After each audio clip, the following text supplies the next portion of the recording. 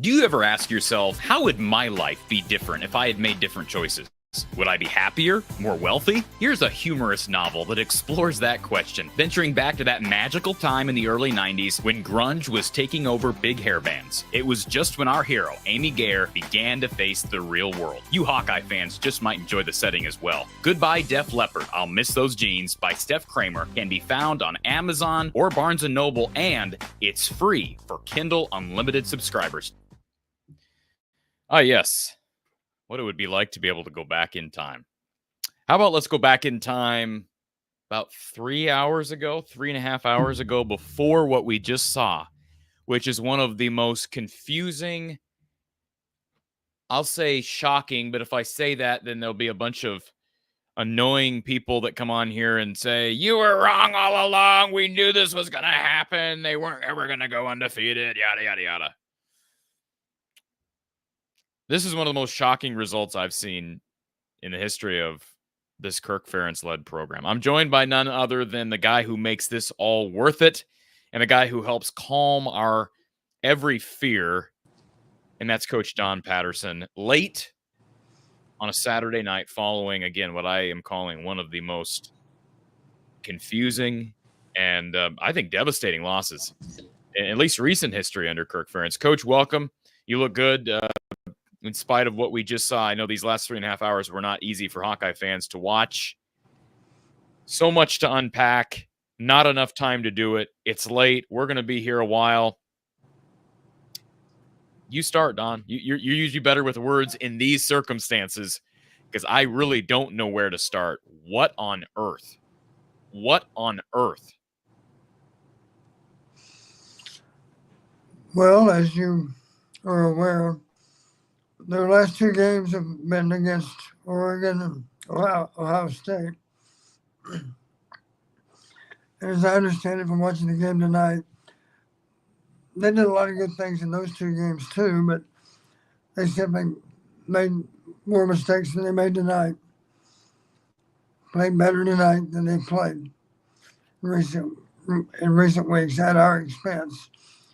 One of my fears going in, Corey, was that we would give them encouragement by the way the game was going.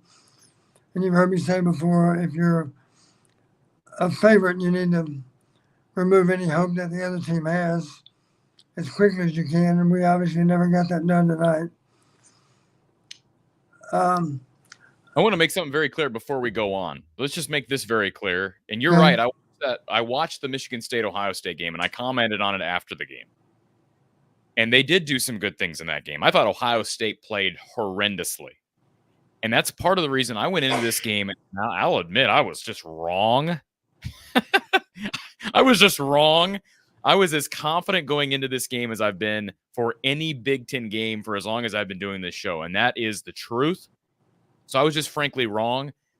But Michigan State, I didn't think looked very good against Ohio State or Oregon. They failed to eclipse 250 yards of total offense in either one of those games, Don.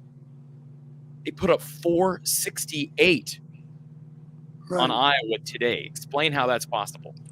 Well, I know one thing. We had more missed tackles in this game than any single game that I can remember, really.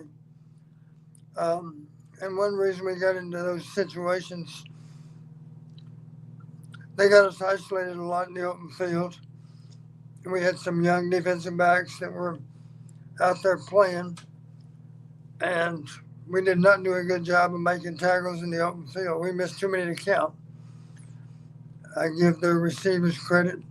That, what's his name? Marsh? Marsh, yeah. He's a freshman. He ended up unofficially with eight targets, 8 catches for 113 yards.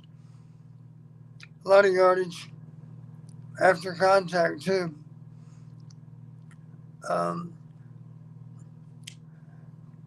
TJ Hall struggled at corner.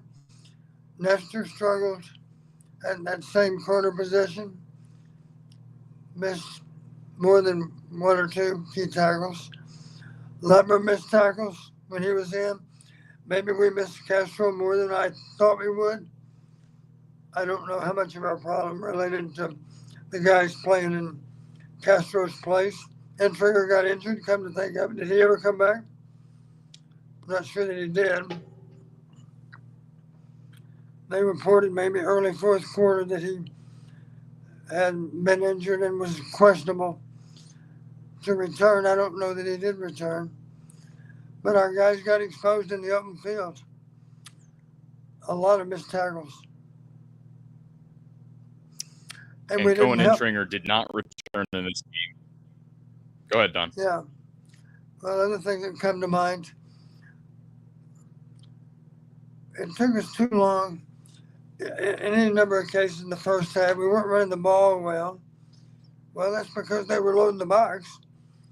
Not always, but enough to cause us problems. Tried to run the ball against a heavy box. That didn't work well. There were times when they didn't have a heavy box and they had decent movement in their defensive front, and they did get some penetration against us into our backfield any number of times. We were behind the chains a lot, and unlike recent games, we actually converted fairly well on 3rd and long, but not tonight. We didn't. Cade was part of the problem too. He didn't throw the ball with the necessary accuracy. But big part of the problem, Don. Big part of the problem. That first half was as bad as I've seen, and Cade made a couple of good throws in the third quarter, but I think it's a rotten disgrace, and I know this sounds like a broken record. I think it's a rotten disgrace that you trot him back out there in the second half. That's my opinion. I just think it's a rotten disgrace. And it has nothing to do with being a guy, Don. I'm not a guy who's always called for the next guy in. But right. and people wanted to see Peyton Manziel or Tyler Wiegers or whoever was his backup. That has nothing to do. That is not my style in calling out whoever the next guy is, wanting him to play in place of the starter. But they've got a proven guy in Brendan Sullivan. And they just I thought they missed an opportunity at halftime to make a change. Let's go to our Iowa Smokehouse call-in line because we got a lot of people piling up here. We've got Alex in here first. Alex, welcome. Good evening, gentlemen. I would ask how you guys are, but I think I know the answer to that question. So, I mean, I think, Corey, you summed it up best. This was just confusing. I was fairly confident going into this game, knowing that Michigan State may not be a terrible team, but they're not the best team. And I thought Iowa had a really good shot of, kind of doing what they did against Washington. One of the worst tackling performances I've seen by this team in a long time. That was something that I was shaking my house, yelling and screaming about the poor tackling. And then the one thing that I noticed, now I didn't pay attention too much in the first half. I started paying attention a little more in the second half, was Michigan State had 2 weeks to prepare for this, which means they saw Caleb Johnson as our number one threat. So they said, okay, we really need to isolate him, work on that defensive line on our linebackers to make sure he does not get to that second level. Obviously, we saw what happened one play. Well, Iowa decided to, okay, we're going to run inside zone up the gut. We're going to try to run Caleb Johnson, bash our heads against the effing brick wall until we break through. Instead of having some type of play action where you're on 1st and 10, you fake it to Johnson, you rotate out, and then you show okay, they're not always going to go to Caleb. We did that in the second half. I noticed on the second touchdown, we did a play action, and I believe it was Luke Lachey was wide open for about 20 yards. It's oh my gosh, look what happens when you have a guy like Caleb Johnson in your backfield. You fake it to him, he's wide open. Cade played horrible first half. He had, and this is where maybe we can talk about laces, where he had even the Seth Anderson on that last drive. He had him wide open, missed him. He missed, I don't know how many wide receivers in this game. And that one interception, I don't know if there was miscommunication going on or anything like that. Time of possession, Michigan State had it 39 to whatever the reverse of that is, almost 65%. Michigan State did not punt this entire game. On the 2-point conversion, you posted on your Twitter, it's our playbook's broken. Well, we didn't have Sullivan in there. Why are we not having Sullivan run the 2-point conversion? It was just incredibly frustrating for me to watch, and it just seems like the same old, this is what Iowa does. We're going to do this. We're not going to change anything because we're Iowa, as opposed to, okay, Michigan State knows what we're going to do. They had 2 weeks to prepare. Let's throw something else at them. And we didn't see that until the second half. And the last thing maybe I can ask is Deshaun Lee, was he hurt? Because I don't think we saw him once in this game. Obviously we knew Castro was hurt, and then Entringer got hurt third quarter. But was he that hurt, or is he that bad? Because we saw T.J. Hall in the beginning of the season get cooked a bunch of times in the first 3 games. They put Deshaun Lee in there. He held his own. And if you're going to say, well, he gave up a touchdown to Jeremiah Smith, Ohio State, that was a hell of a play by him. And then he gave up a back shoulder throw to Washington on a touchdown. It's okay, two plays that are the quarterback and the wide receiver. That was just a great throw by the quarterback, and it's hard to defend that.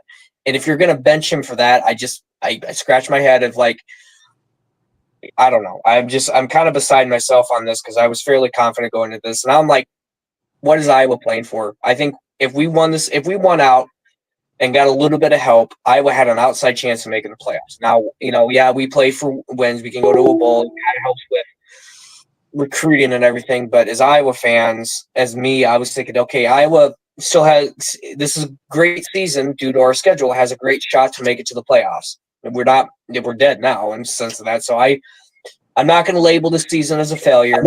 I label it as a disappointment. Because of just what Alex.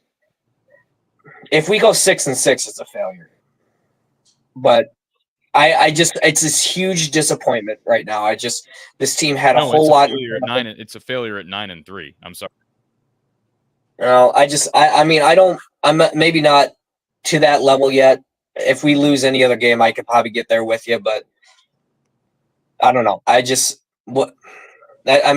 said a lot. Thank you guys for letting me rant. Obviously, I think there's a lot of people on here going to be ranting and raving on this, and then the first half, the last thing I have written down was out of 5 drives, we went 4 3-and-outs.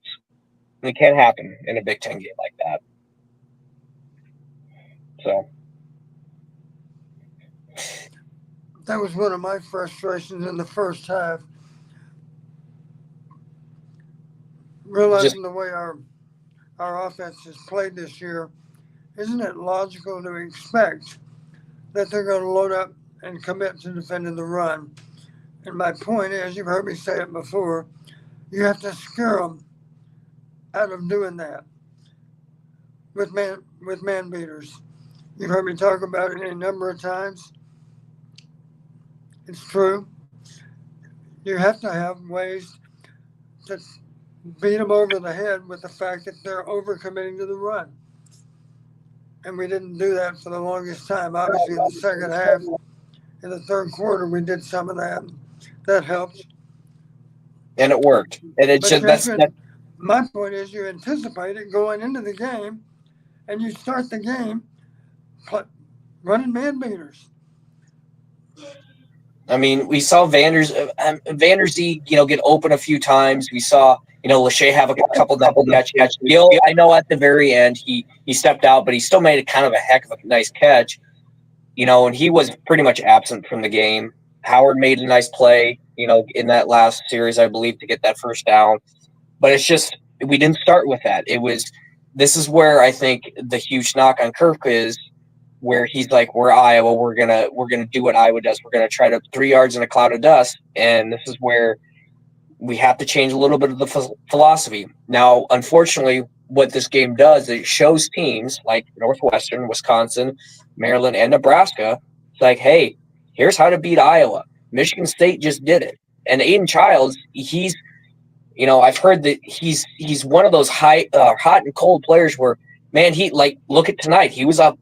He was the hot hand, but man, you look at some of the other games, he is very turnover prone. And we saw Iowa get an interception. Granted, we didn't make it into any points, but and also there was a couple times when, man, that guy had a lot of time to throw. And I don't know if it's just me, but I feel like one game a season where Phil Parker gets completely outcoached. And it felt like, obviously, this is the one game. We gave up 468 yards of offense. So that's it. That's really all I have to say, unless you guys have something more. Let's not forget, too, one of those Childs passes went directly to Schulte and right through his breadbasket into the ground. Should have been a routine play.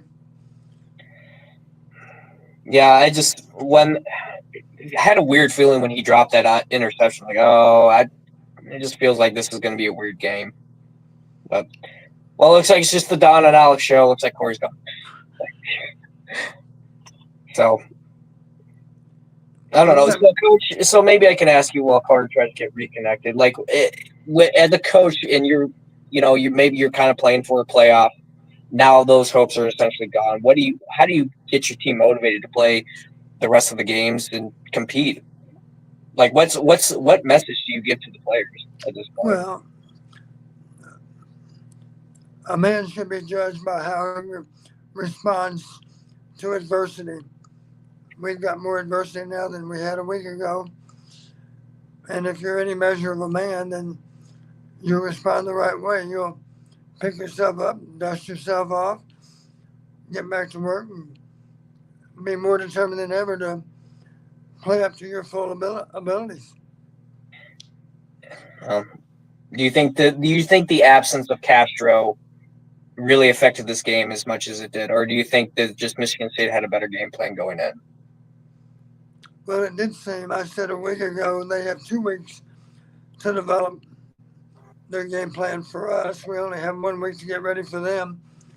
It appeared that the week off did help them. Yeah. Maybe the first week they probably went back to a lot of fundamental work, but on their own time, the coaches are still game planning for Iowa. Whether they introduce those plays in their extra week or not, I don't know, but they clearly had a good game plan for us, and they put individual defenders on an island, and we got exposed because we couldn't get the guys on the ground too many times to count. Yeah. Alex, I got to let you slide. But thank you for calling in as always, sir. Me and Don had fun in your absence, so. Yeah. All right. Obviously, having some issues with obviously having some internet issues, kind of like Iowa's offense and defense tonight. So fitting. Anyways, win, lose, or draw, go Hawks. Thanks, Thank Alex. you, sir. Appreciate it. Let's go back to our Iowa Smokehouse calling line. We've got and to our caller on the phone line, we've got to put you on hold. If you hang up, you're going to be put to the end. So I hate to do that, but there's nothing I can do. I keep putting you on hold, and then you keep hanging up. So whoever that is, just telling you, you're not going to jump ahead. It seems like we do this every week, don't we, Ryan? Do I not say that every single week? Broken record, Corey. It seems like it, yeah. Sounds like a lot of the sentiment. Talk about a broken record. Ryan, talk about the Iowa offense. You want to talk about the Iowa offense for a minute? Well, the broken record is I'm going to try not to be too much of a broken record because Alex took the words out of my mouth, and I'm actually looking at my notes here, and most of it Alex covered. But if I was to ask Coach Patterson, and thank you for being here, if I was to ask you, not to put words in your mouth, but what's the most important position on a football team? I think you'd probably say quarterback. And yet I just do not understand how quarterback is not more of a priority, it feels, with what we have going on. I was absolutely happy we tried for 2 in that position, but if it wasn't a 2-point conversion, if it was, let's say, 1st and goal on the 2, Sullivan's in there. Why wasn't he in there? It's a fair question to ask. Obviously, if Sullivan's in there for the 2-point play, you have to worry also about the quarterback being a ball carrier. One more thing to worry about if you're trying to defend that 2-point play. You've also heard me say, I know it sounds crazy, but it's the truth. Mm-hmm. I would spend at least 2 or 3 hours in preparation for the game, figuring out what the 2-point plays are going to be. And obviously, in a lot of games, you never run a 2-point play. But we always had 3 2-point plays ready to go for the game. And just to give you an idea of what else we did, each of those quarterbacks, I gave them a list of the 2-point plays, and I asked them to put them in the order in which they felt comfortable running those plays, which meant if Cade was in the game, I would look at the order in which Cade preferred the plays. If Sully was in the game, I'd look at the order in which Sully preferred the plays. In other words, I'd fit the 2-point play to the quarterback, unless I really felt that they were wrong with their assessment. But typically, the order in which they liked the plays, it related directly to their ability. That makes sense, right? They're more comfortable running plays that they think they are physically capable of running. So that gave us a better chance to be in the right 2-point call, because we could even tie it into individual quarterback that happened to be in the game at that moment. Yeah, thank you. It just, when you look at, so what's so maddening to me, and I know you already kind of covered how they were stacking the box 10, 11. The thing is we don't even try to hide the fact that we're going to ram Caleb down your throat one way or another. And I thought it always would make sense to open up with some high percent, but downfield, 10-yard passes. That pass to Lachey on play action for 28 yards was beautiful. And that's the exact kind of play we just don't seem to look towards near enough. I mean, I was texting my Michigan State friend earlier today, and I told him I would be surprised if we hit 150 yards passing. And he was like, "What?" I'm like, "Wow, you haven't watched Iowa." I'd be surprised. And I think we got 150 on the nose, if I'm not mistaken. But I just think that would at least open the run up. Make them respect the fact that you still may not be known for throwing downfield, but you still can and will, and that it has to be respected. That will open things up for Caleb versus just ramrodding him, because it seems like we're in 3rd and long every drive, multiple times, and that's my opinion. Appreciate that, Ryan. And real quick, I want to give a quick shout out to our super chats. C-Dub Hawk, who was the last team to not punt versus a Phil Parker D? Wow. I mean, that's an unbelievable stat. And I know there was the one interception, but on every other drive, Michigan State at least kicked a field goal. Yeah, at least, that's what I'm saying. They at least got kicked a field goal or in scoring range. Mm-hmm. So I know this has probably been said in the midst of my technical issues, which, like I say, are right on par with the football performance from your Iowa Hawkeyes tonight. But I don't know that I've seen – I made the comment late in that second half.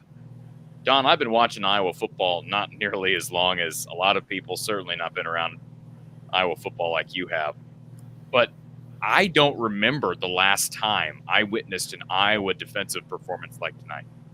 And that includes when they gave up over 50 points to Ohio State 2 years ago, because you and I both know it's totally different. Apples totally to different. When you give up 50 plus at Columbus against a Buckeye team with an offense that you thought Iowa's offense was bad tonight, go back and watch 2022 in Columbus when Spencer Petras rolls left and throws the ball straight to a defender. That was actually a good defensive performance. They gave up 50 plus. This was a horrendous defensive performance. And they gave up 40. The Cade McNamara's interception tonight was probably the worst interception I have seen in 5 years. I mean, was there a guy in the stadium even near him? I had people responding to me on Twitter after that ball saying, well, receiver didn't run the route right, or he expected the tight end to be there. Who cares? There's a safety sitting on the route. Don, yes. Tell me I'm wrong. What does it matter if a guy ran the route wrong? You're still throwing him into a safety. No? It appeared that he was the primary receiver on the play, right? It appeared that we meant to throw that ball to that particular jersey player. Going back to defense, I have not seen a defensive performance like this in years. I don't recall one. I'm thinking back. I have not seen one since 2020. I can tell you that right now. I didn't see one in like none of these in 2019. I don't recall a Phil Parker coach defense, and I defend Phil a lot because sometimes people get out of control when you give up 50 plus on the road to Ohio State. People look at that as that's a bad defensive performance. No, context is important. This was a horrendous defensive performance, and those DBs, Castro out or not, Entringer out in the second half or not, those DBs couldn't tackle Ryan in sweatpants. All right, they couldn't. Ryan, you'd have run all over him tonight. I mean, I have not seen maybe in my prime. Don, have you seen anything like this from Iowa's offense? Am I exaggerating the level of or lack thereof from the Iowa DBs tonight? I've never seen anything like it. That's the most missed tackles I can recall in a game in a long time. How about the most number of just open players down the field consistently? Right. And let me just make this very clear, and I know I'm ranting. Dennis in the chat, I know a lot of people are going after me in the chat, and that's fine. I expect that. Didn't Corey say recently that Michigan State was a terrible football team? I never said terrible. They are not good. Kyle, I'm telling you this right now, buddy boy. I'm looking you straight in the eye. They are not good. This is not a good team they lost to tonight. That quarterback, Aiden Childs, was sub 58% through the air. he had like an 8 touchdown, 13 interception ratio type of year thus far. That offense has been bottom third, bottom quarter of the Big Ten to this point. And everybody wants to bring up the last 2 games against Ohio State and Oregon. How about their near loss to Florida Atlantic? How about their performance against Boston College? This is not a good team. I want to make that very clear. They may have had a bye week and improved and have some skill, like Aiden Childs has obviously got skill. To this point, the numbers did not lie. This is not a good football team. And I will be shocked if they get to bowl eligibility without even looking at their schedule. And they're 4-3 right now. Can they go 2-3? Yeah, maybe, I guess. But they're not a good football team. Well, Corey, I'll just leave you with this. We're not a very good football team either, because we already covered how we cannot even come close to competing with the upper echelon of the conference, the teams that are in the top 15 and up. But beyond that, we're got absolutely owned by a mediocre at best football team. And I think if we're not real careful, we're going to be on the downslide for a little while here because of the failure we seem to have to adapt to the new climate. We are not playing in the 21st century in today's new climate. We do not adapt, and I think that's hurting us. The fact that we're going to run the ball, in very predictable times as opposed to maybe opening things up on the run by throwing first. We have no vertical game to speak of. And, here we're all celebrating one great pass to Luke Lachey. We had one really beautiful pass play. That's got to change, or we're in deep trouble. Have you seen, God forbid, Indiana today? I mean, case closed. Appreciate the call, Ryan. Thank It's always you, gentlemen. Have a good night. Basketball season's right around the corner, sir. Thank you. I'll see you. Talk to you soon. Brian, thank you for the super chat, Brian. I don't know if I've ever seen Iowa's defense play poorly against the run. Schulte missed a pick, didn't cover as well as I'd hoped for a sixth-year guy. Thank you, Brian. Leeds, wouldn't blame Sully for transferring after this. Don, can we just address that real quick? Because I got so many notes, so many things to get to, people all over the place in the caller line. And if my computer goes down, Kyle, I entrust this show to you. I'm trying to work through it, but hard when it just all of a sudden hit us 10 minutes into the show. Don, why? Explain to me why you're bringing in Cade McNamara on a 2-point play. Why? Why, Don? Why?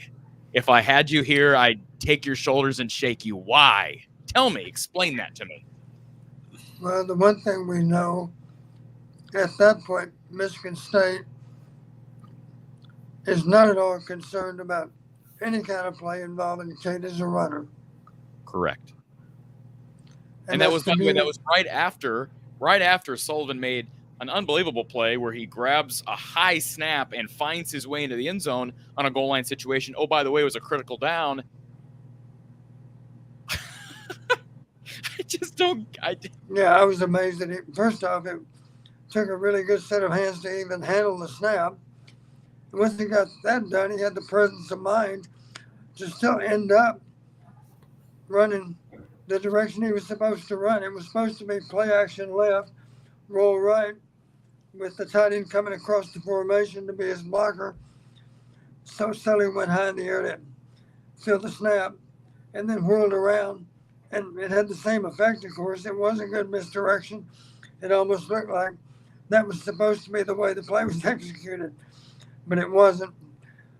Sully just made a nice reaction to a difficult situation.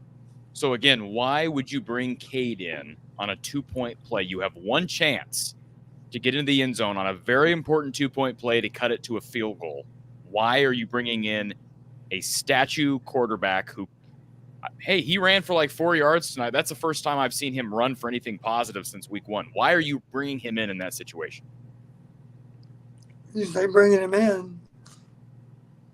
Well, why is he in the game at that point? Why is he in the game? Why is it not Sullivan? Correct me if I'm wrong, Corey. Is that immediately after Sully's touchdown? No, it was No. right after Caleb That's Johnson. Caleb Johnson. After Caleb's. Well, I was going to say that's one reason that we had Cade on the field is he was on the field on the previous snap. In other words, maybe we didn't need to go for 2 after Sully's touchdown. Maybe Sully would have been on the field for What the does 2-point that play. what does that have to do with anything? No, my point is if he was on the field on the previous play, maybe they would have simply left him out there. But why would okay, regardless, why wouldn't you get the right guys on the field? Drew Stevens isn't on the play prior to his extra points, but he still comes onto the field for the PAT. Explain that. I think we're trying to find explanations for something that has no explaining. Lemansky, thank you for the super chat. I have to accept we belong in the bottom half of the Big Ten. QB play is not executing. Appreciate the super chat, Lemansky. You know the true answer to that question, Corey, why he's out there on the field at all? I really don't know why he's out there on the Because field. they're paying him money. Otherwise, he'd be sitting on the bench. Why was Spencer Petras on the field? Because he was the best they had? No. Let me tell you something right now. Spencer Petras, I told you this in the middle of the game. He's the best quarterback they've had since Nate Stanley. You're forgetting the bad. You're forgetting the good old days. Of Spencer. When has Cade McNamara ever played like 2020 Spencer Petras in an Iowa uniform? 2020 Spencer Petras. 2020 Spencer Petras was not good. Go back and watch the tape. That was a two-headed monster. 2024 Cade McNamara is not good. Watch the tape. Cade. Okay. I think it's fair to say we can look at the tape and compare. We could at least swap jerseys out, and you'd have no idea who was who. I don't agree with that. Cade was horrible tonight. All right, he was horrible. But He's been horrible in about 80% of his games. I want to make sure I'm not defending Cade McNamara one iota. Yeah. I'm simply saying if you gave me Spencer Petras or Cade McNamara, I'm still taking Cade. The difference is, here's the difference. They have a proven guy behind him.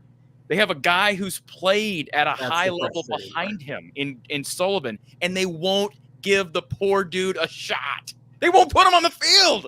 Started for an entire year as a Big Ten quarterback, and they won't give him a play or barely give him a play. Dude threw for well over 60% completion percentage at Northwestern, a Big Ten institution with mediocre talent around him. And he brought his number 1 wide receiver or number 2 wide receiver with him. Who's been the leader of this room. He's not been the leader of the wide receiver room. The last 2 weeks, Jacob Gill has been kind of MIA to some extent, but he's been the strongest leader in that room.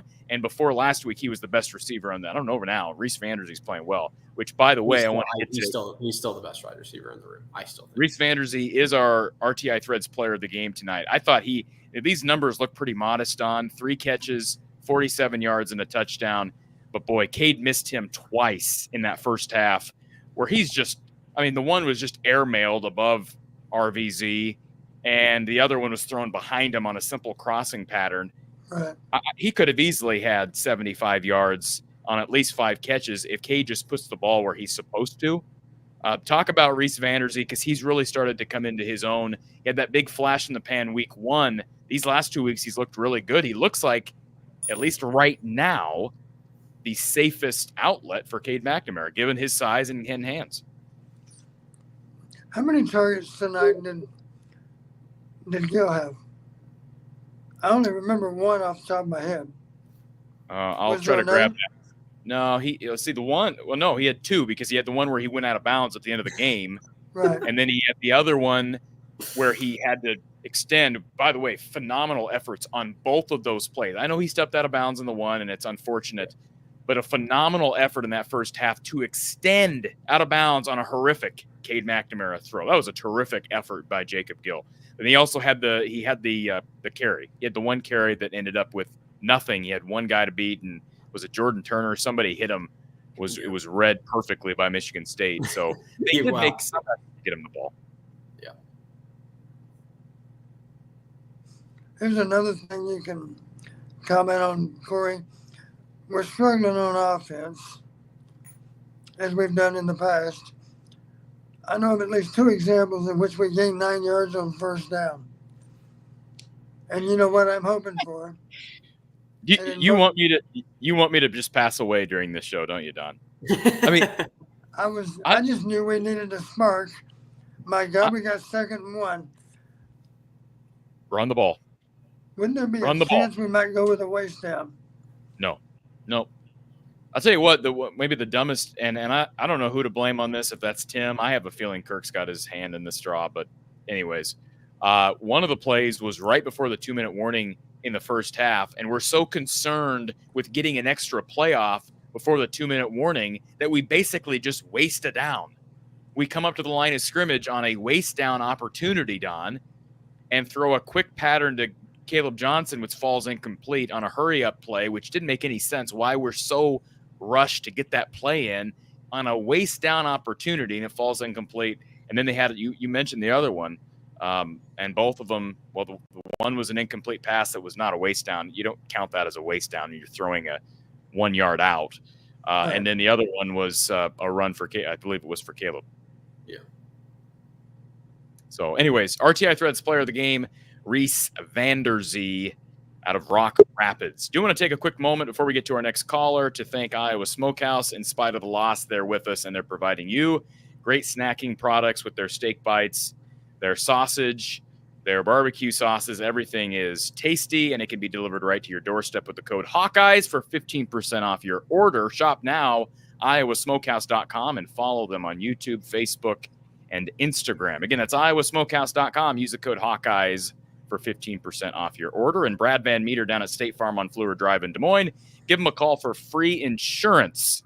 Maybe he can give some insurance out to the Iowa defense because they need it after tonight. 515-256-6480. That's 515-656-6480 or online at bradvanmeter.com. Call him on Monday for an absolutely free quote. All right, let's go to, we have got Mr. Tom Kakert of HawkeyeReport.com. And on 3, Tom, you're safe in the press box. You're from the Kirk Ferentz press conference. You were not nailed by tomatoes or vegetables by Hawkeye fans on the way up or down from the presser, so that's good. Good to see you here. Good to see that you're in safe shape. Don or Tom, what did you gather from hopefully some sober media availability with the headman? Yeah, Kirk was pretty frank about just an uncharacteristic performance from the Iowa football team on a lot of fronts.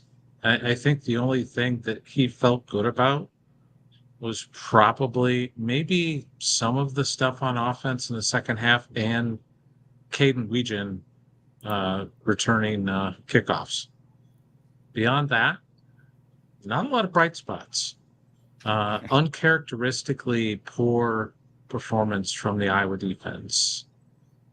You're not going to win many games giving up 470 yards of total offense. It's just and the tackling was bad. And he mentioned that more than once, that the tackling was just uncharacteristically bad. And I asked him if not having Sebastian Castro impacted that. No, I don't think so either, but I had to ask just to get his response. Didn't really have an answer for the revolving door at the corner position opposite of Jamari Harris. Did say Cohen Intringer hand issue. Doesn't seem like it's season ending kind of thing. I don't know exactly what's going on with him, but it didn't seem like it was just super minor. Castro's thing is an ankle. They think he's going to be back next week, but we'll see. So that's kind of the injury and KF thoughts coming out of this one. I'm curious, as it relates to his demeanor. He looked very. Didn't you, Kyle, Don? Didn't you feel like Kirk looked defeated on the sideline? Yes. Maybe I'm just reading into facial expressions. He looked different today during that second half. Even before the game was final, he just looked beat. Tom, did you catch any of that in the press? I couldn't, we're so far away. I can't really tell what he looked like. But the thing that I noticed was he was the first person off the field tonight. There was no lingering around.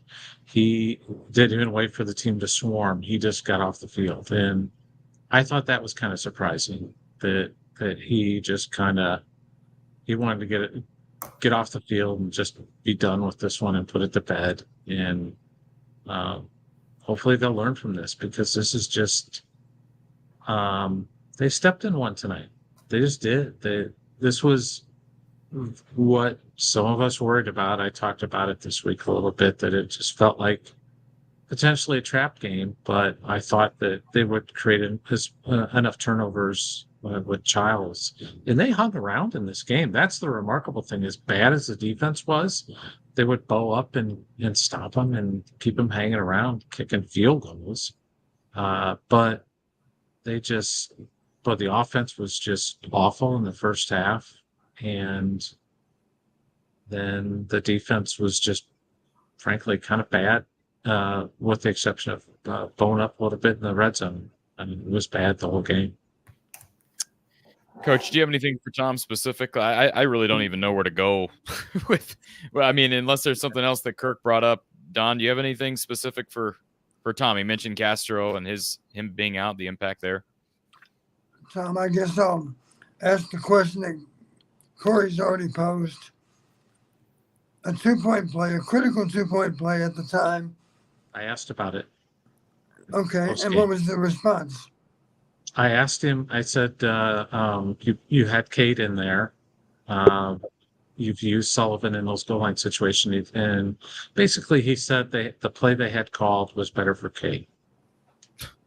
Well, then don't call that play. Call a better play. That's my answer. Sorry, Don. Yeah. Go ahead. Yeah. But I did ask that question in the post game because I was curious too why Brendan Sullivan was not in there, and that was the answer he gave me. I would like to know the logic behind that, Tom, though, because when Brendan is brought in for basically every goal line situation to this point, you have one chance, one play, your best play available, and you bring in somebody who's never in on goal line situations. That defies logic. It does. Just saying.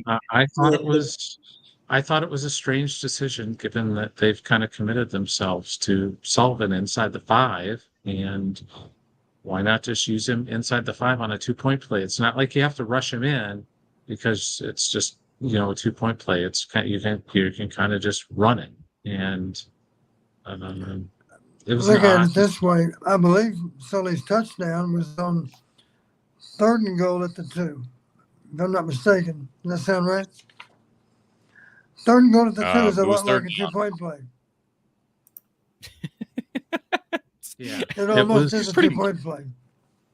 Yeah, right? it was. Correct. It was weird. It just, the whole night was weird, guys. The tackling just befuddled me. It seemed like they had not seen a mobile quarterback like Childs, and it kind of had them on their heels the whole night, where they just couldn't commit to tackling people. Even on that, Higgins made a great play in knocking the pass down, but it was more, I think, because he was afraid to commit to try and go right at the kid because he thought he might get dusted. I don't know how many times we had saw Iowa players grasping at air tonight and tackling, Right. and that just doesn't happen. It's just completely uncharacteristic, and it's not just because Castro was having. No, it didn't. Kirk I even asked him that. I said, does Mr. Castro impact things? And he was like, we're not. Basically, we're not making that excuse. Right. This is, which is good. Good on him. I know Kirk's not a big picture guy, but they're basically done as it relates to the Big Ten race and as it relates to the college football playoff race. I know a lot of people thought it was fool's gold to even be talking about that heading into this week. I know that Kirk isn't thinking about that, but that's the reality of things. And now with the new 12-team playoff, when you play yourself out of that at this point of the season, you're going to get a lot of apathy the rest of the way, Tom. And assuming Cade McNamara is the starter next week, I don't even know, who do they play? Is it Northwestern next week? Northwestern. Homecoming. Homecoming. How do you? I'm assuming I know what you're going to say, but you could go ahead and tell me, how is Kirk going to approach this, other than business as usual? Business as usual. Back to work. He was already pitching that theme post game. Just got to get back to work and move forward. So we'll see how they do that. He's got a problem on that opposite side of the field from Jamari Harris right now because he just doesn't seem to have it. He didn't play Sean Lee, so they've lost all confidence in him. It seems like he yanked TJ Hall and brought Nestor in. Nestor struggled. Zach Lutmer struggled tonight, I thought, and I had several missed tackles. Are you saying, Tom, that Deshaun is 100% healthy? He was on the sidelines in uniform with his helmet on. He trotted off the field there at the end. I saw him out there. So I assume when a guy's in uniform that he is healthy enough to play. He wasn't on the injury report. Yeah, he was not on the injury report. So we have to assume that he was healthy and a healthy scratch, I guess is how they would call it in sports vernacular today. Well, let's talk about that corner position. You've heard me say before, there are ways in which that right corner, and people would say, wait a minute, that's the left corner. No, you identify the right corner as being on the right side of the defense. In other words, he's on the left side of the offense. He's aligned on the left side of the offense, but he's on the right side of the defense. That makes sense, Tom? Yeah. Yep. Okay. So if that's a problem, there are ways in which that right corner never has to be in single coverage. There are ways to do that. Maybe we need to do it. Yep. There are. There's ways you can shade that safety over all the time. And you don't have to play cover 2 all night either. No, you don't. That puts him as a flat defender, but you can also cloud the coverage in his direction. In other words, have him flat responsible, have the free safety, if that happens to be the next safety inside. The safeties, of course, play both left and right because they have different jobs in general. The free safety is generally on the weak side of the formation, and the strong safety on the strong side of the formation. But anyway, my point is you can cloud the coverage all day long or play cover 2 or play 2-man. If it's third and long, we've had decent success playing 2-man. But the point is, let's just commit that he's never, ever in one-on-one off coverage. Yeah. You almost have to do it. And that means there's a lot more single coverage on the other side, but we feel much better about Jamari being isolated than we do any of those right corners. That's the next step for Phil, is to actually tailor his calls to protect that right corner. Were you surprised that wasn't done at halftime, Don? Well, it's something he hadn't shown any interest in doing up until now. Not really. No. But we got so exposed tonight. You got to at least consider: do we ever have any of these guys on that side of the formation in single coverage? Maybe the answer is no. Let's not do that because they've proven that they can't tackle very well in space. And I do give Michigan State's receivers credit for doing a good job of trying to get away from them, and they did it. Not just receivers. Sometimes it was a running back coming out of the backfield. But in general, it was a ball thrown in their vicinity, and they needed to make a tackle, and they were very soft with their coverage to begin with, so that gave the guy a little extra room to operate. And we did a poor job of tackling any of them after the catch. Yep. There was the one play from Aiden Childs. Tom, he's been to this point. I know he's a young guy, first year in this new system, although same head coach as what he had at Oregon State. They made him look like a Heisman guy on the one play where he's juking he's guys really out. Talented. He is very talented, but I'm just saying he has not shown any level of consistency to this point. He has been really inconsistent all season and turned the ball over a lot. And he did tonight. He turned it over once, but in the past he's had multiple turnovers, but boy, he befuddled them. He really did. Well, And he tried mightily to throw 2 picks tonight, but we didn't he did. cooperate. He did. That one, Quinn Schulte should have had that one interception. I mean, I don't know how that's probably Yes. why he's playing safety and not receiver, right? That's what they always say. I've always felt Schulte had pretty good hands. So did I. Yeah, So did in I. general, all the balls he had a chance to intercept, he's held on to them. Did Yeah. he I think high school, Tom? Quinn? I believe so. Okay. I think, just to kind of wrap up, put a bow on this, I think the question that's going to come to Kirk on Tuesday is it time to make a change at quarterback? I think that question is going to come. Let me comment on one other aspect of tonight's game. Yep. We got a graphic look at the advantages of a mobile quarterback. Yep. Charles ran for 63 yards, I believe it was. Yep. And invariably, we could have tackled him, and we didn't. And he shook off one tackler and went on to the next guy. Maybe they gained 6 rather than 2 or whatnot. But beyond that, it gets into extending plays too, and finding open receivers that you really wouldn't have found except for the fact that you extended the play. You know, that's the other dimension that a mobile quarterback gives you.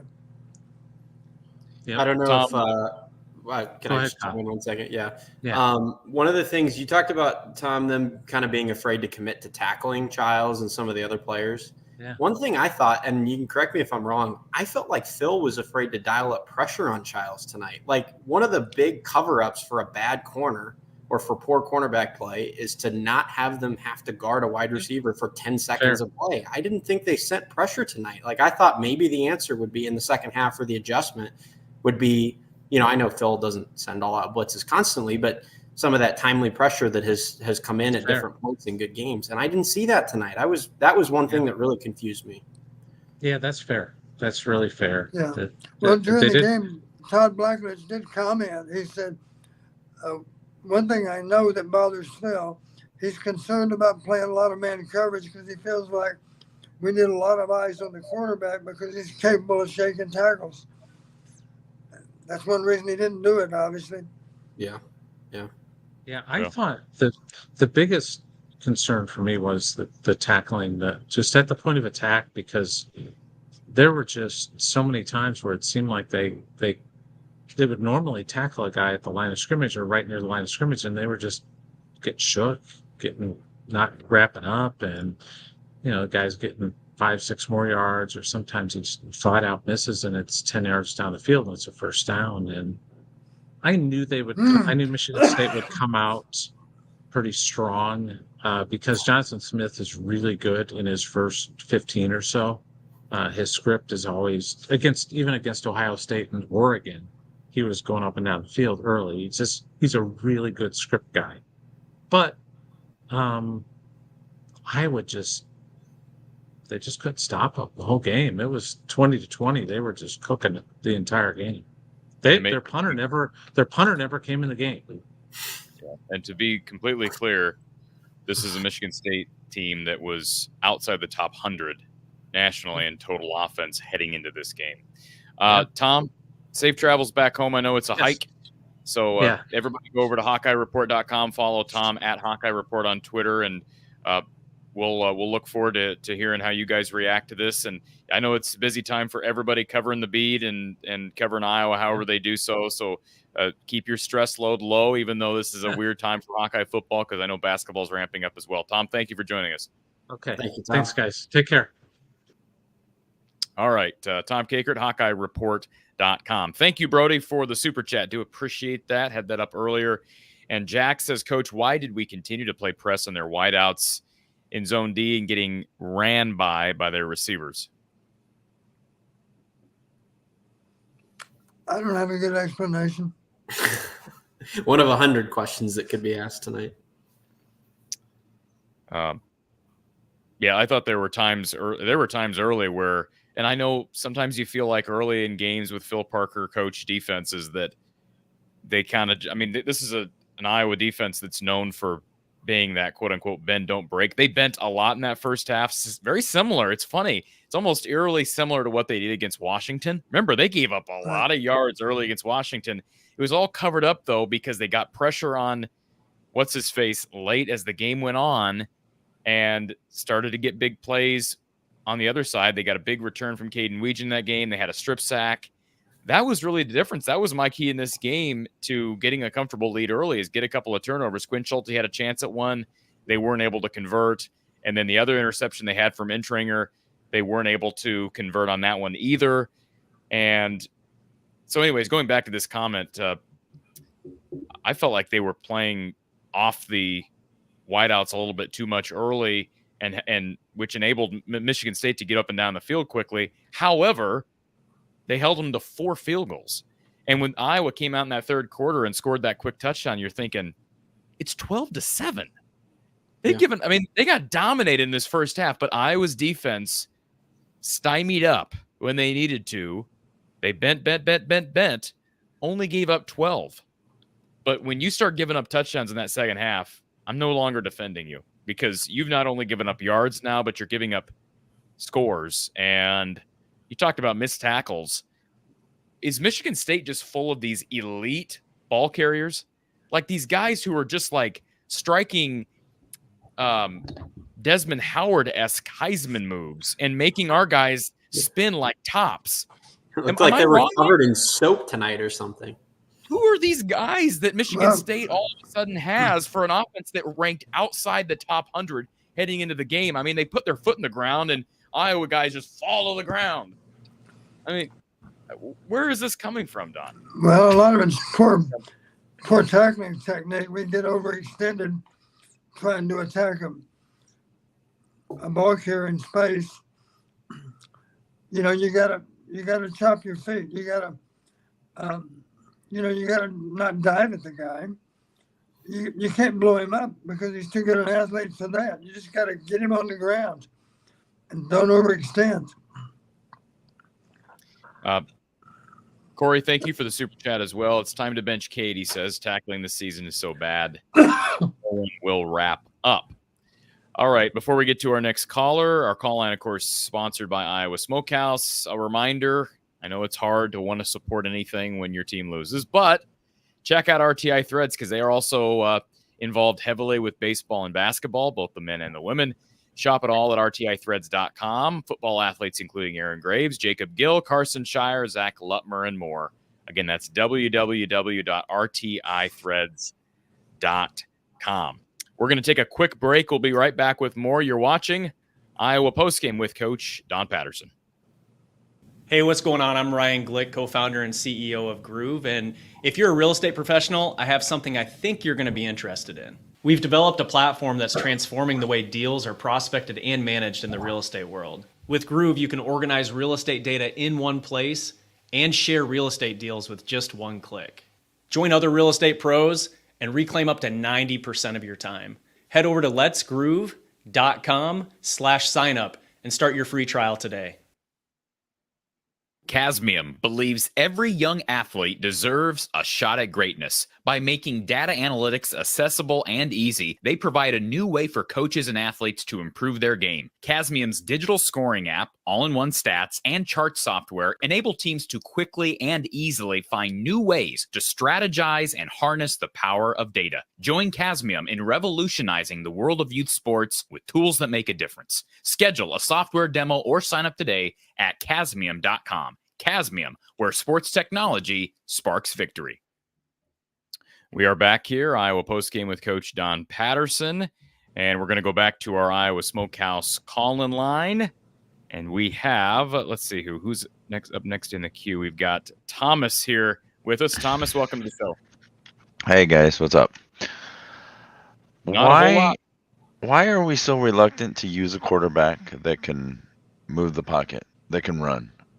I mean, the last time we had a Big Ten championship, we had a quarterback that could run, right? Well, one of the times. You know, Brad Banks, one of my favorites of all time at Iowa. He could run. CJ Beathard was pretty mobile. Yeah, CJ was mobile. I Well, mean, no, so why are we I don't know. so reluctant We don't have to the answer because utilize a quarterback? you're preaching to the choir, Tom, and Don will say this because Don, he just brought it up to Kakert here a minute ago. The one thing that Iowa is not doing is utilizing the mobility of Brendan Sullivan, and it's great to have him as a goal line threat, but then you take him out on a very important 2-point conversion attempt. That was just weird. And why not play him inside between the 20s if you're going to play him inside the 5s? Don, do you have an explanation to why Kirk might be reluctant this day and age in 2024, especially when you watch guys like Aiden Childs? And I know Brendan Sullivan's not Aiden Childs, but why on earth, when you struggled offensively for so long, and they have a new OC here who I'm sure would be, I have a hard time imagining Tim Lester would not like to utilize Brendan Sullivan's skill set. I mean, we'll never know because Lester will never say that he is not calling that shot. But Don, any reason why Kirk's not doing that right now other than it's just what he's comfortable with and he's a stubborn mule in some regards? Well, there's some history that supports the fact that we avoid at all costs the quarterback controversy. You can go back to the quarterback you mentioned earlier that's playing elsewhere now. And there were any number of people that thought he wasn't the best quarterback, and yet he always seemed to have a lock on the job. So to the point where nobody else even really had a chance to prove otherwise. So yeah, I don't have a good explanation because, personally, that position should be treated as any other position as far as I'm concerned. You need to get the best player to play the most at any and all positions. And if you're not sure who the best player is, then you need to find out in battlefield conditions. Need to find out. Yeah. So I have two other things that I actually wanted to mention. So with Beth Getz, and you saw the announcement that she put out, right? Of where we're at. We're 4-2, competing for a Big Ten championship. Well, that's no longer the case. I'm wondering if at some point is she going to have to get involved, because clearly Ferentz does not have the fortitude to make the change. She's not getting involved. And then the other thing is we've lost 3 players to the transfer portal in the last week and a half. They're going to lose how more. much? Yeah, and how much of that is affecting the team right now? Because like you said, Kirk looked defeated today. Yeah, but those guys weren't playing. Those guys weren't playing. Devin Hilson was playing on special teams. Caleb Brown was getting some snaps, but had 1 catch on the year, and Leishon had been hurt. That's not why any of this happened. It just, to me, it's just big picture wise. Beth is not stepping in at 4-3 for a guy who, whether people like it or not, is fringe Hall of Fame right now. If he can get his winning percentage high enough, I don't know. 4-3, it probably isn't, right, Don? 4-3, it's not above the threshold, but and it's not. For me, it's not about stepping in. Is this the time she has to have a word with Kirk and say what's going on? No. Kirk's the most powerful man in that athletic department still. Whether you or I like. My question would be, when's the last time anybody in that athletic department had any kind of conversation with Kirk about any of this? Like probably Bowlesby, very early, right, Don? Yeah. I'm sure Bowlesby. Kirkwood didn't have any power when he first got hired there, but I mean, go back to maybe 2000. I don't know. 3. And Bob Bowlesby was a man of action, I would say, compared to whether you liked him or not. ADs. Whether you liked him or not, he was a unique personality, but he was a guy of action. Yes. Well, I have watched Iowa football since 1999, and right now, at this point, I'm looking more forward to women's basketball, Iowa women's basketball. At least they're competing for championships. Well, Tom, I appreciate you calling in, sir, and We'll hopefully talk to you at better times next time. Yeah, thanks, Corey. Thanks, Tom. So here's the deal. They're done.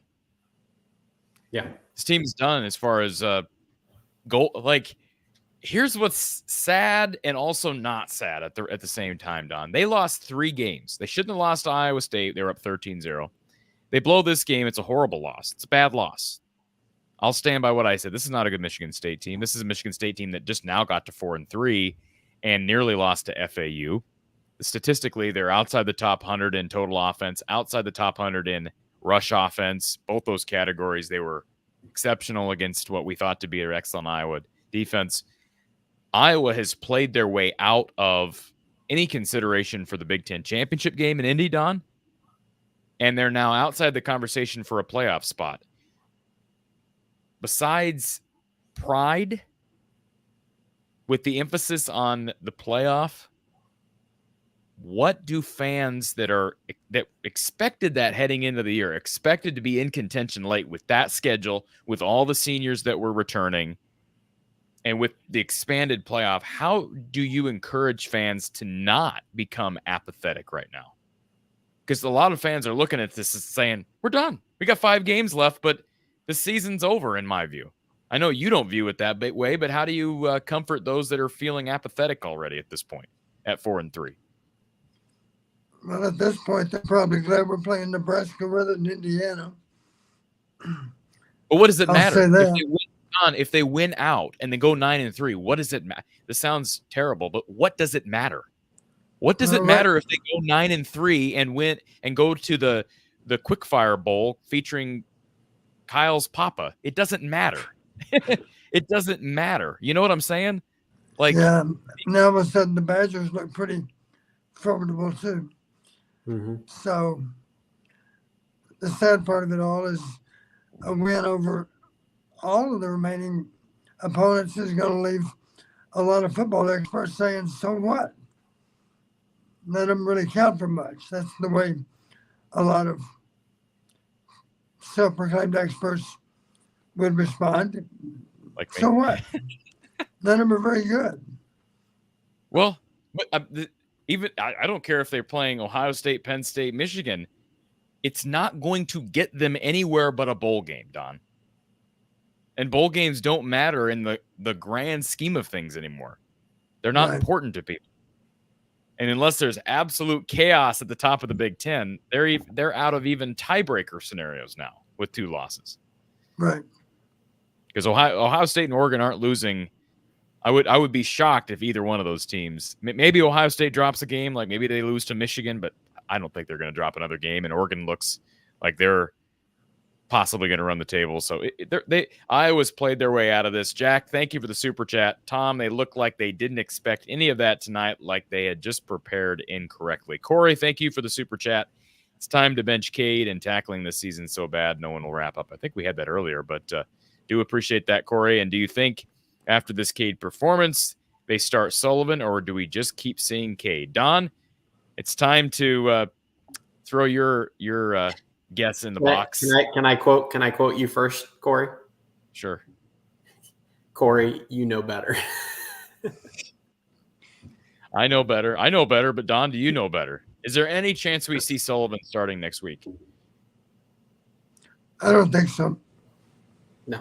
And let me just tell you, somebody sent this to me on Twitter, and they wanted me to throw this into the hat tonight. This is from Brandon Hout. He sent this via DM. He said, biggest topic for postgame, assuming Iowa does not win. This was, of course, earlier in the night. Now that they're 4-3 in the season with no playoff possibility and no Big Ten possibility, might I add, is it time to sit Cade?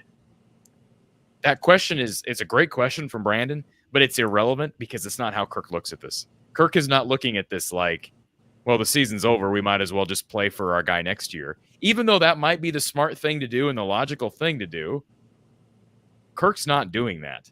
He is not like in a certain way, perhaps that's why Jonathan Smith has stuck with Aiden Childs, because he's had a guy in Tommy Schuster behind him who won a lot of games and threw for a lot of yards at the Missouri Valley Conference level at North Dakota.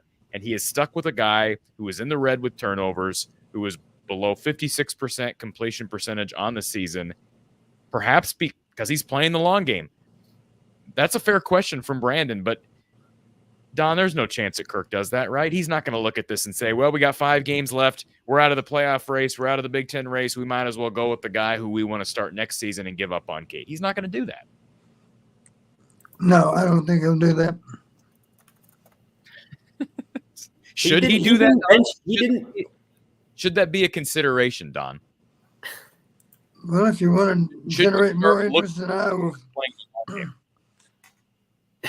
Corey, if you want to generate extra interest with Iowa football, have your fans show up looking forward to seeing the comparison between two quarterbacks. Yeah, but this isn't just about generating interest right now. Isn't it also about playing the long game and discouraging a guy like Sullivan from transferring at the end of the year? Like when you say, okay, you know what? We're out of the race this year. Even if I did think Cade was the best option, I'm going to go with the guy who's going to be the best option next year. So I'm going to play Marco and I'm going to play Brendan and I'm going to see what I got.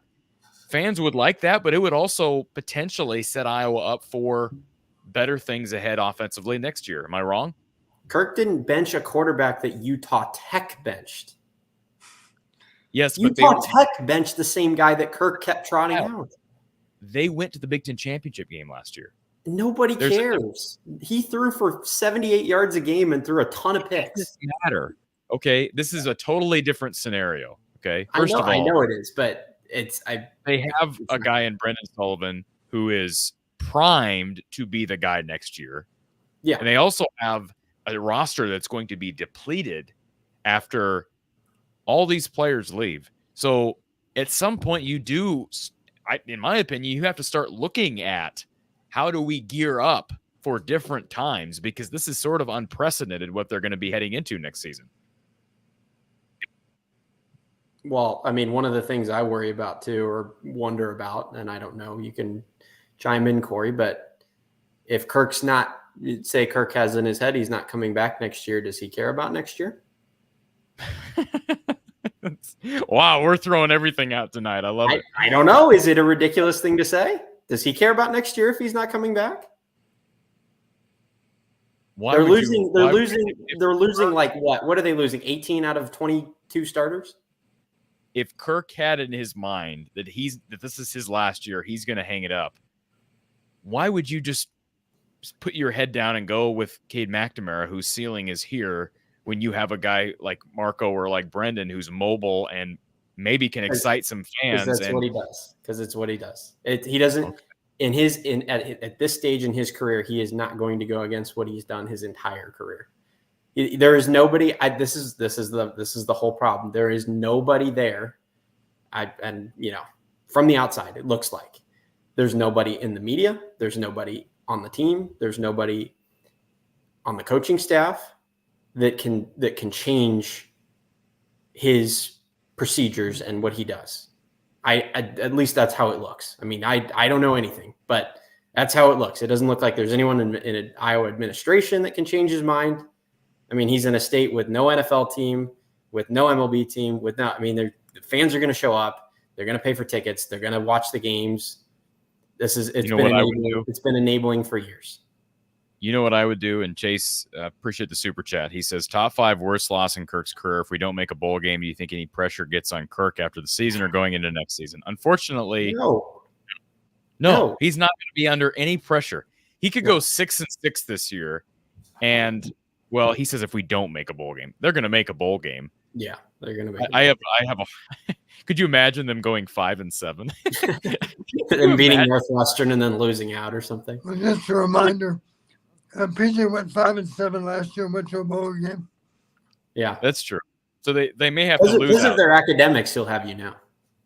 So I guess my point in bringing this up is that he could go 6-6, 5-7. He's under no pressure from the AD next season. He's not getting fired, folks. No, he's not getting fired. He's more likely to fire the AD than the AD is to fire him. All right. Appreciate everybody. We're going to wrap this thing up. No, I'm kidding. We're not wrapping it up. Don just shook his head like, no, we're not. No, we're not. All right. Let's go to our next Iowa Smokehouse caller. Thank you for calling Iowa Postgame with Coach Don Patterson. Who's on the line? How you doing? Great. How are you? Good. Hey, Don, question for you. Well, first of all, really good news on the kick return team. Regents returning kicks like crazy. But, Don, as an evaluator of talent and quarterbacks, would you evaluate quarterbacks on how you saw them practice and play? Or how much would you evaluate their statistical performance? And with that being said, of the 18 quarterbacks starting in the Big Ten, where would you rank Cade McNamara? I haven't seen all 18 quarterbacks enough to comment on all of them. But it's safe to say that there are any number of quarterbacks in the league that are doing more for their team than Cade's been able to do for ours. So It's not all his fault, but certainly part of it is. What's the biggest part of that, if I may piggyback on the caller? Because it seems like Iowa's just had a horribly unfortunate streak of quarterback play. Is that what it is? Because, and I'm not about to blame Tim Lester, because first of all, Cade was brought in before Tim Lester, but like Petrus, Padilla, Deacon Hill, Deuce Hogan, who's, hurt now, but ended up transferring to New Mexico State and struggling. Carson May, who's not playing at Abilene Christian. They can't get a quarterback with a pulse in here, Don. And then they bring in a guy who, seemed to be okay at Michigan, and boy, the fans are rioting. Is that a system thing? Is it just a lack of eye for talent, or what is it? Well, part of our problem is we don't have enough receivers that can scare the defensive backs. You need receivers that from time to time can take the top off the defense. I saw a lot of open receivers that got missed today, Don. I saw a lot of there were plays to be had on the field tonight, and Cade just missed them. And in their defense, in Gill's defense, Vanderzee's defense, Anderson's defense, this didn't look like a wide receiver problem tonight. So Don, I'm going to ask the question differently. Don, where do you think Kirk Ferentz and Cade McNamara 1 through 18 in Big Ten quarterbacks? Now, I know you can't speak for Kirk, but whatever you say, I'm going to have an answer, because I'm going to drill this down, because I have an answer. How is he supposed to answer that? How is Don supposed to answer how Kirk would rate Cade? Okay, Corey, here's how I'm going to answer this. Okay. Second quarter, Iowa has the ball on the 41-yard line of Michigan State, trailing 12-0. 4th and 5.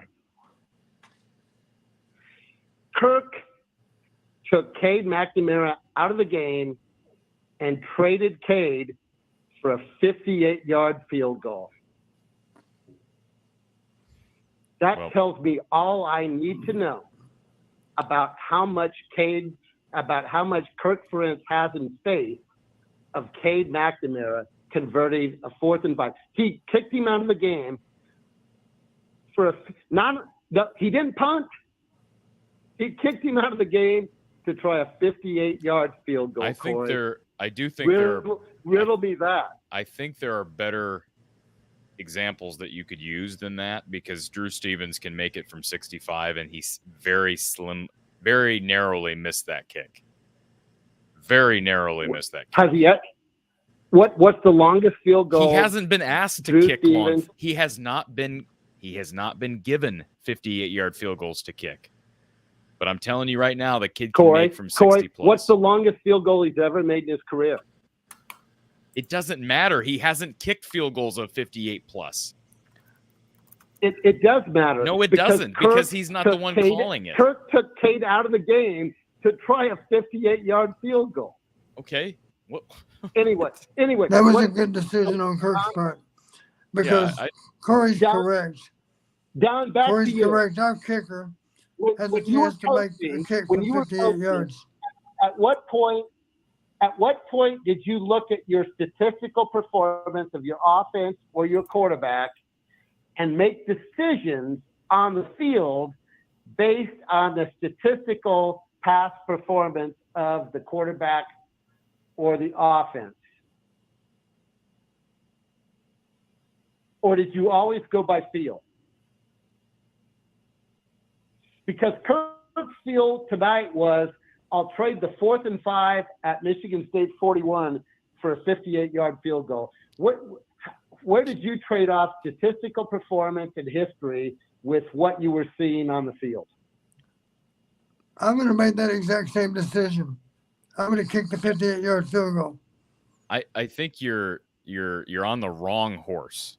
You're going the right direction, but you're on the wrong horse getting there, because we're not going to argue. I'm not going to argue with you, caller, about Kirk's faith or lack thereof in his quarterbacks or his strategy or whatever. But I just don't think you're giving Drew Stevens nearly enough credit. And in that situation, I wouldn't have had confidence in Iowa converting a 4th and 5 either. I'd have had more confidence in Drew Stevens making a 58-yard field goal. And you heard me say after the Iowa State loss that I had more confidence in Drew Stevens kicking from 67 than I would have had in Cade McNamara throwing a Hail Mary. To me, it's the same thing.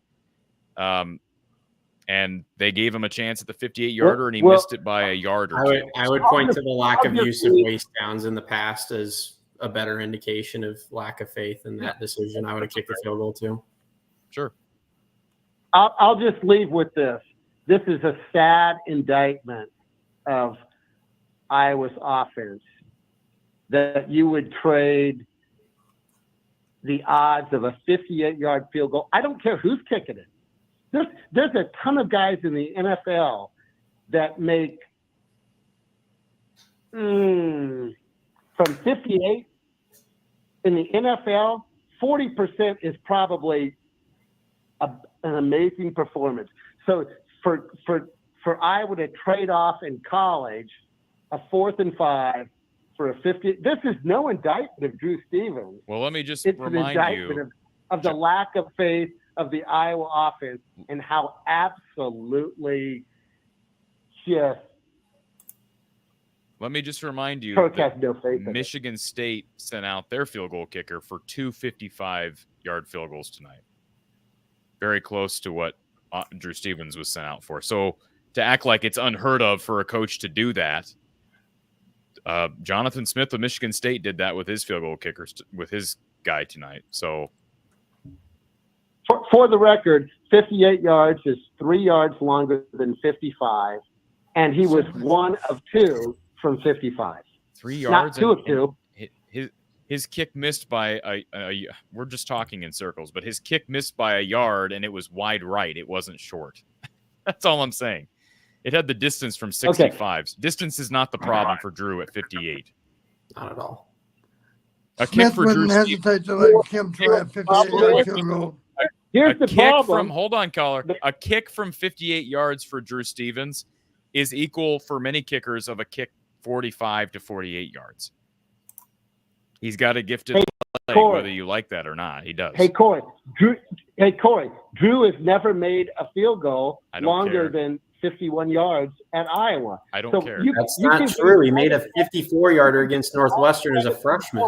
He never made one. He made a 54-yarder. He made a 54-yarder against Northwestern in the game that they won after, after getting blown out by Ohio State. They went home and won 33-13. He made a 54-yarder as a freshman. Terrific. So you're wrong. You're wrong. It was good. That kick was good from 60. Go watch the film. Why are we arguing about this? Why are we arguing about because Drew Stevens? Don won't answer why all right. He won't rank where Creed is. All right. Well, we're going to move on to our next caller. I'm sorry. I'm just not going to continue going in circles. You can be upset all you want, but I'm not going to sit here and just argue in circles. That Do wasn't people that just- wasn't the one to call out.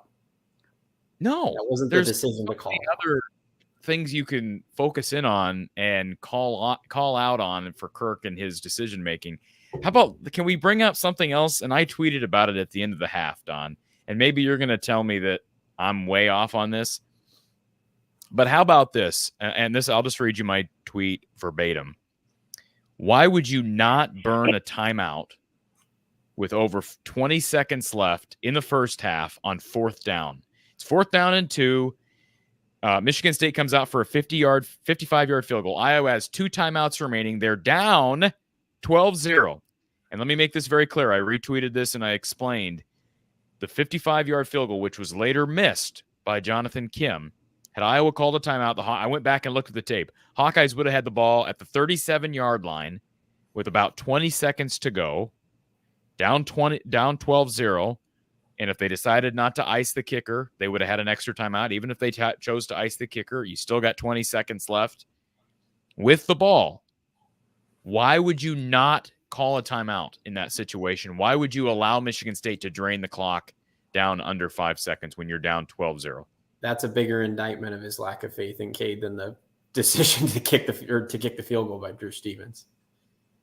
But that doesn't even make sense. If you have faith for Drew Stevens from 60, why wouldn't you want your offense to run one pass play of 20, 25 yards and maybe you get in field goal range for Drew? Yeah, give it a try. Explain that decision. The saddest part about that, Corey, is with all the clock mismanagement, do you think that even crossed Kirk's mind? Like, is that like that's not something that he's sitting there thinking, oh, I'm not going to give the offense a chance. I think he just let the clock go down. Like, I don't even know if we can give him that much credit. Did you think about that when it happened, Don? Why are you allowing the 2 timeouts? They ended up using one to ice the kicker, but why carry one of the timeouts into somebody on Twitter said, well, if they call a timeout, then Michigan State could go for it. What? No. It's 4th and 2. They're up 12-0. They're kicking the field goal. And if they want to go for it, fine. I'd rather take my chances on 4th and 2 as a defense than on the leg of Jonathan Kim. And he happened to miss the field goal. But Don, why would you not burn a timeout there and allow your offense, regardless of if the kick goes through or not, to get the ball back? Maybe it's a return for Weegan. Maybe it's a big run for Caleb. Or maybe you get the ball at the 37 and take one shot over the middle to try to get in field goal range for your kicker. You bring up a good point. Did you not think about it when it happened, Don?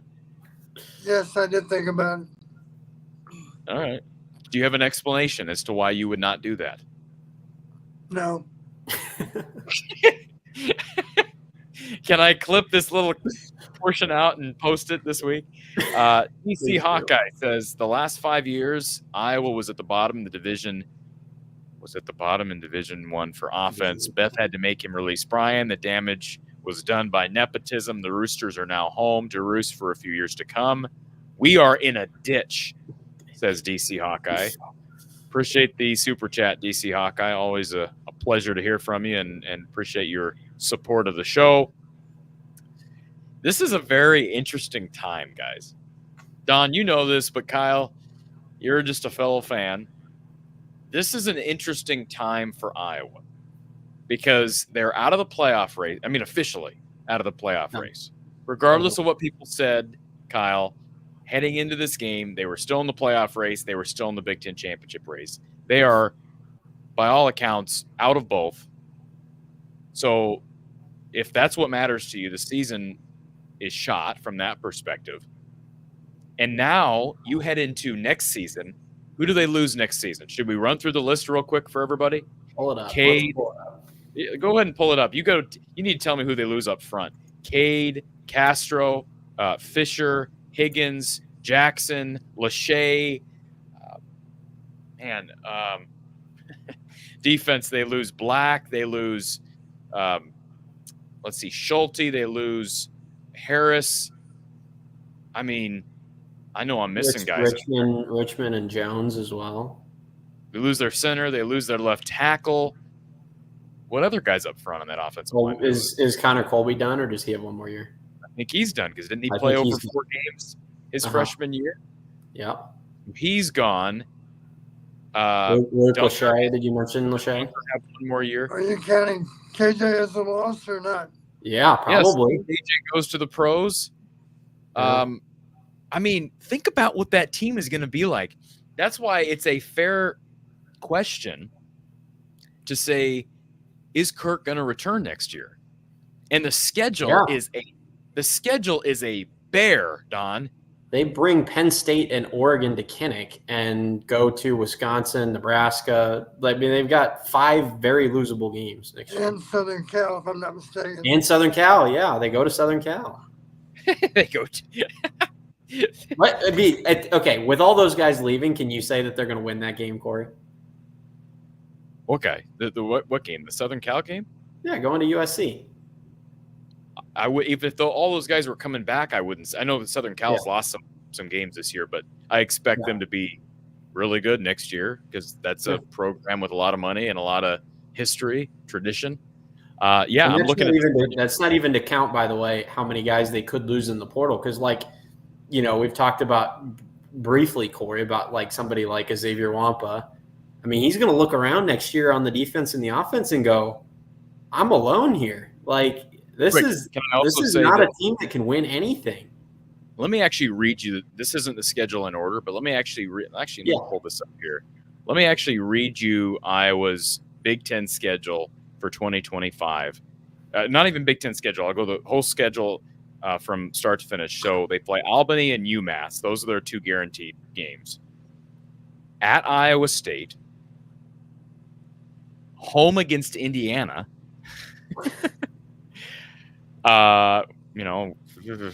Michigan State that just beat Iowa. They play them again. Minnesota, Oregon, Penn State, at Nebraska, at USC, at Wisconsin, at Rutgers. Right there, USC, Oregon, Penn State. A lot of people would say those are almost guaranteed losses. Now, they're not, but a lot of people would say those are almost guaranteed losses. When's the last time we've looked at an Iowa schedule and said they've got almost 3 guaranteed losses? And then you're not talking about the Indiana, the at Iowa State, the at Wisconsin, at Nebraska. They may they could limp to 6-6 next year. There's a scenario that plays out where they lose all these players and they don't go to a bowl game next year, I think. I wonder. Yeah, got to wonder about Kirk's future. So let's go back to our Iowa Smokehouse call-in line. We've got. I'm not going to try to pronounce the name. He's going to have to help me with it. It's Saurabh. Saurabh? Yep. For full transparency, Corey, for our viewers that have no idea who this gentleman is, Saurabh grew up 4 doors down from me on our neighborhood street, and if this game was about 8 years ago, we would have been out throwing a football in the backyard by the middle of the second quarter. So exactly. Yep. Kyle and I have been bonded through our misery that is Iowa football. Well, we appreciate you being here in spite of the circumstances, and you are a Hawkeye fan? I am a Hawkeye fan. I live in Minnesota now, but I've stayed loyal, unfortunately, for my well-being, but I am a Hawkeye fan. So what did you think about tonight? I mean, same things that everybody else has pretty much said already. I guess the first place I would go is it's unbelievable to me that Cade McNamara is still our quarterback. I mean, there are plays where I legitimately think back to playing backyard football, and I'm like, I can make these throws. There was one where he rolled out, he's on the run, Van Der Zee's coming across on like a 5-yard drag, and he just dumps it into the ground. He doesn't have the arm strength to get the ball to Seth Anderson on a deep crosser across the middle of the field. I mean, this is a guy that took a team. I suppose he took them to the playoff, but I don't understand how he's a Big Ten starting quarterback, especially not at Iowa. And then you bring up Sullivan being our backup, and just it would be nice to get to see him in a game. At this point, honestly, I've come to the fact where I don't want to see Sullivan, because if he is better, which I would expect him to be, because I don't think you can be worse than what Cade McNamara is showing, unless you're maybe Deacon Hill. But I almost don't want to see Sullivan because it would hurt me to see him come in and take our offense to a level that I think we could go to if he is better than McNamara, which I think he probably is, just based off the mobility he would bring. So I'm almost at that point where I'm cool with the season just being canceled. Call it what it is. And imagine. This is a good point, Corey. Imagine Sullivan actually does trot out there at some point in the next couple of weeks and just lights it on fire. Imagine that. Let me just say something real quick because I want to piggyback off your comment, sir. Sure. So, Don, can I ask you real quick, and I want your honest evaluation here, because one thing that I've noticed with Cade, it's become a bit of a trend. He appears to me to be incapable of doing something very specific that really has nothing to do with how fast he is, how big of an arm he has, and that is his inability to throw when he's outside the pocket. Has anybody else noticed that? When he gets flushed outside of the pocket, he cannot make a... Yep. Completely agree. Don, I mean, C.J. Beathard was a great example of a guy who made so many throws on the run, flushed outside the pocket. Nate Stanley did a nice job. Even though he was a big guy, flushed outside the pocket, he could make throws on the run. Cade is as inaccurate of a quarterback as I've seen when he gets flushed outside the pocket. It seems like a lot of the time he throws the ball behind the receiver, especially on drive routes, over routes, routes in which he's maybe rolling out or flushing in that direction. So often the ball is thrown behind the receiver. And of course, that's where the defender is giving chase. I'll give you two quick examples, not to cut you off, Don, but Ohio State, he rolls out of the pocket, has a wide open Caden Weegan, 35 yards down the field, underthrows Caden Weegan. And then today he gets flushed out. He rolls right. And I believe it was a designed rollout, I think. And notice they've run naked a lot less. They've run naked a lot less with Cade. Am I wrong on that this year, Don, with Tim Lester? Well, maybe less today than certainly we've seen in earlier games this year. Well, today he runs out right and has, I thought, a pretty simple throw to Jacob Gill, and that's the one where Gill has to stretch out of bounds to make. He made a phenomenal attempt, but there's another one where he's not even close to making that completion on a throw that, he's not standing in the. It just seems like he is very uncomfortable when he's out of the pocket.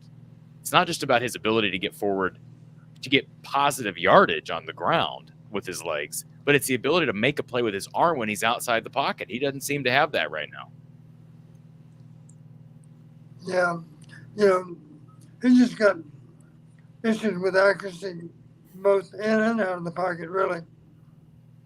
And I would even say in the pocket, maybe this is a coach question for you, Coach. I have seen him every single game. If there's even a semblance of a rush coming at him, back foot. And he doesn't have the arm strength or the arm talent to be throwing off his back foot that much. Like maybe you got a guy like Jordan Love who sometimes falls into the just I have that much talent, so I'm going to throw off my back foot. But Cade McNamara can barely get the ball 30 yards. And at least maybe I'm seeing this wrong, but I feel like he does not stick in the pocket well enough, and he just loves to float onto that back foot. I don't know at what point as a coaching staff do you I assume they see it, but how much do you talk about that and try to get him to just stick in there? It's hard to blame him after all the injuries too. Well, the really good ones in general, they transfer their weight to their front foot. They're pretty much defiant of pass rush. They don't want to compromise their throwing motion simply because there might be a little pressure.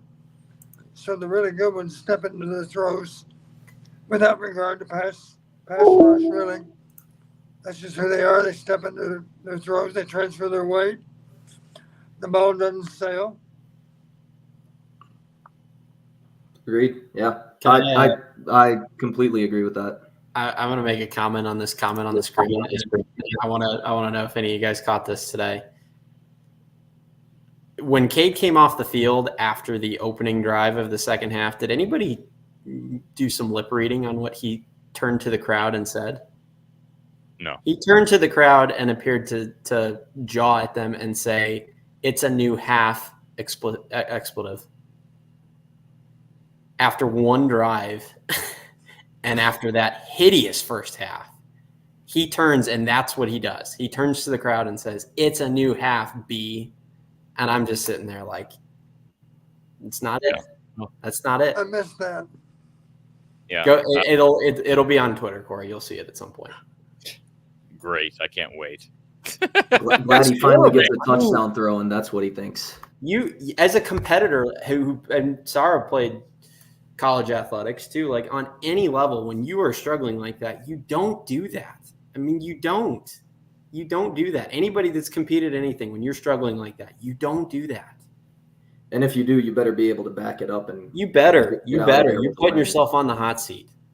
Yeah. I guess the only other thing I wanted to talk about before I leave it off to someone else was I'm not sure if I've seen a worse defensive performance from one person than Nestor had today in a long time of watching Iowa football. I couldn't believe that he was still out there after he gave up that touchdown. I couldn't believe. I mean, he was literally just falling to his knees time after time. The route where the guy kind of initially came inside, I think it was more of a comeback route, and you see Nestor bite on the first bit, then just sell out trying to get back, and then just get fully turned around when the receiver broke into his comeback. I know people have asked this, but if Deshaun Lee wasn't hurt, I know we've struggled on that side of the field all year with TJ Hall, Deshaun Lee, but I even with TJ Hall giving up big plays, at least he can make a tackle. Nestor was just eating turf the whole day, barely touching guys, and I couldn't believe it. Deshaun Lee hasn't given up that many big plays. So just to be very clear, like Agreed. Yeah. It was mentioned earlier, he gave up a couple of plays against Ohio State, gave up the one play last week to Washington's best wide receiver on a beautiful throw from their quarterback over the shoulder in the corner of the end zone. But I actually thought, and I texted this to you, Kyle, during the game, I've seen all these guys play now, and I think Deshaun Lee right now is their best, most consistent option. I think he's their best cover corner other than Jermari Don. Are you surprised that Deshaun didn't get time? I assumed he was injured. Yeah. I did too. Well, I would I'd be curious. I would think the media would have asked that question. We didn't talk to Tom about it specifically, but why would that not be asked if you're the media? Yeah, I have no idea. It sounded like Tom said that he saw him in uniform and expected that he wasn't injured. So I saw him trotting off the field at the end of the game with his teammates in full uniform. Yeah. Well, somehow he found his way into the doghouse. Not sure how. I think today we proved this. Maybe our two best candidates at right corner are the same two that were 1 and 2 on the depth chart to start the whole season. We're back to Deshaun Lee and I believe TJ Hall, because the other guys failed miserably.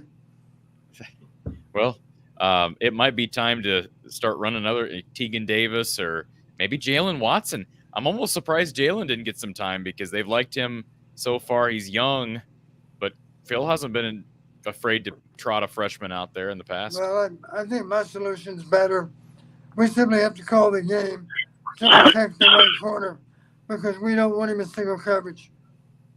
Yeah, there's none of them that can be put in single coverage. And however, if Lee has found his way into the doghouse, I'm sure John Nestor, after his 16 missed tackles, is now even further in the doghouse. You would think so. I mean, it's just it's ridiculous. Spinning Kyle like and I were texting after the game, and we both said the same thing. It's just shocking performance. Another tough year to be in Iowa I was And, more shell shocked watching this game than anything else. Watching the defense, like I genuinely watched most of the game just like this. Like, what am I watching? Who is this?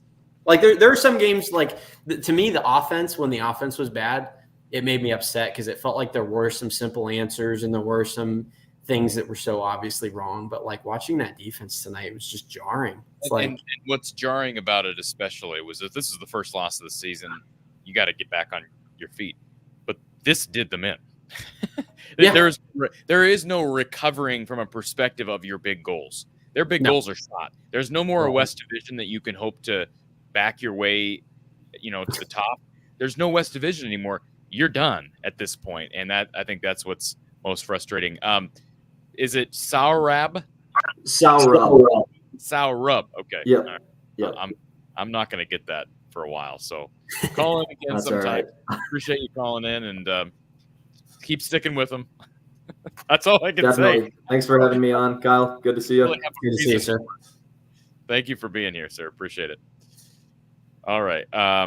Let's go to, before we get to our next caller, how about these numbers? Cade McNamara, 11 of 23, $150, 1 touchdown, 1 pick. How would you evaluate Cade as a whole today, Don? Well, third quarter was solid compared to the other three, I guess. I can say that. He made a couple of. I made the comment during halftime. I hadn't seen a real good throw from him all day. He had one throw down the seam to Lachey in that first half, but in general, I didn't see much of anything good I liked in that first half from Cade. And yeah, I had a nice couple of drive. Well, really one. The drive where he had the touchdown throw to Vanderzee, I think, was his best. But yeah, I mean, below 50% passing and just a horrendous. What happened on the interception, Don? It's hard to explain. Yeah, I don't know. I mean, I don't think anybody busted a route. Okay. I don't know what he saw. It's rare when the ball goes directly to a defender. Well, okay. The thought I had too, Coach, even if Lachey continued that route, that throw was a bad idea, right? Right. Even if Lachey continued the route, it was a terrible idea.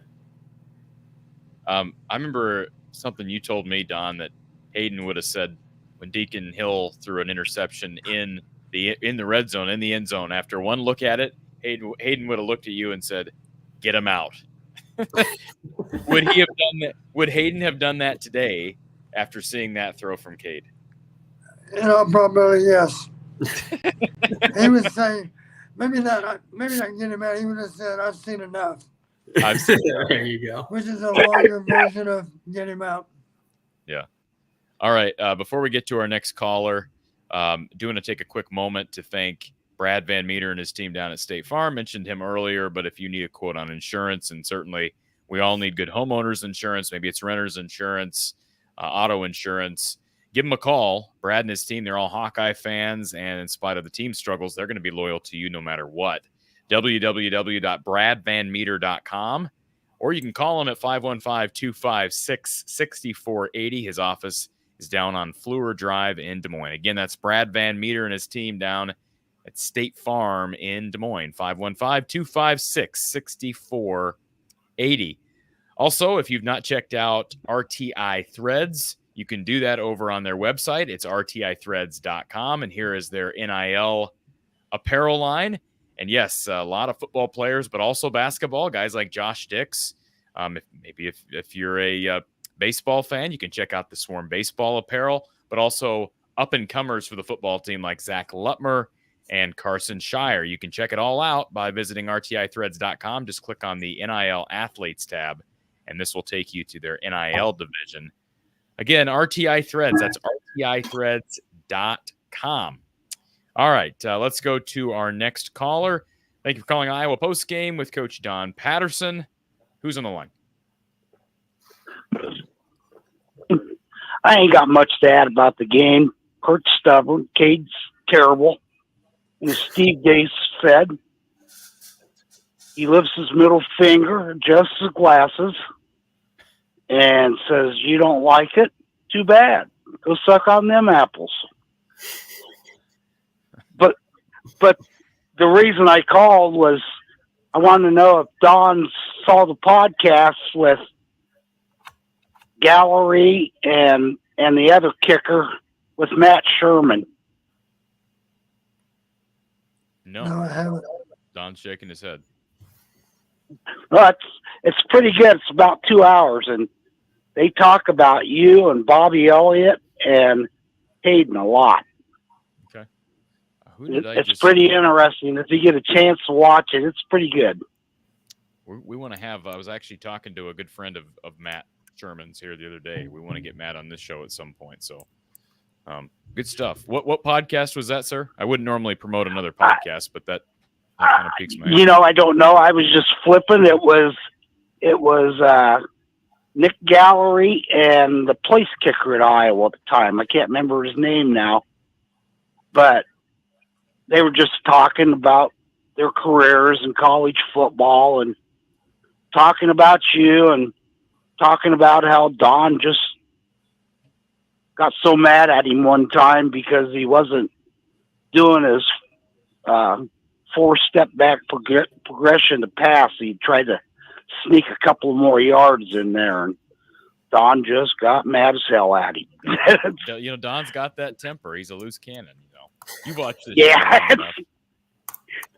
But it was pretty good. No, they spoke well of you.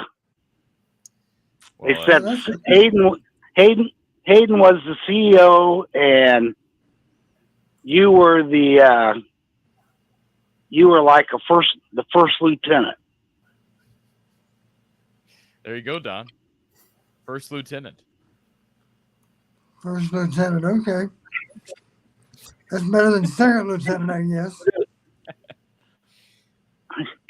But yeah, he's a pretty interesting guy. He's up in Minneapolis right now. Okay. Got 2 sons that are quarterbacks. One's left-handed, one's right-handed.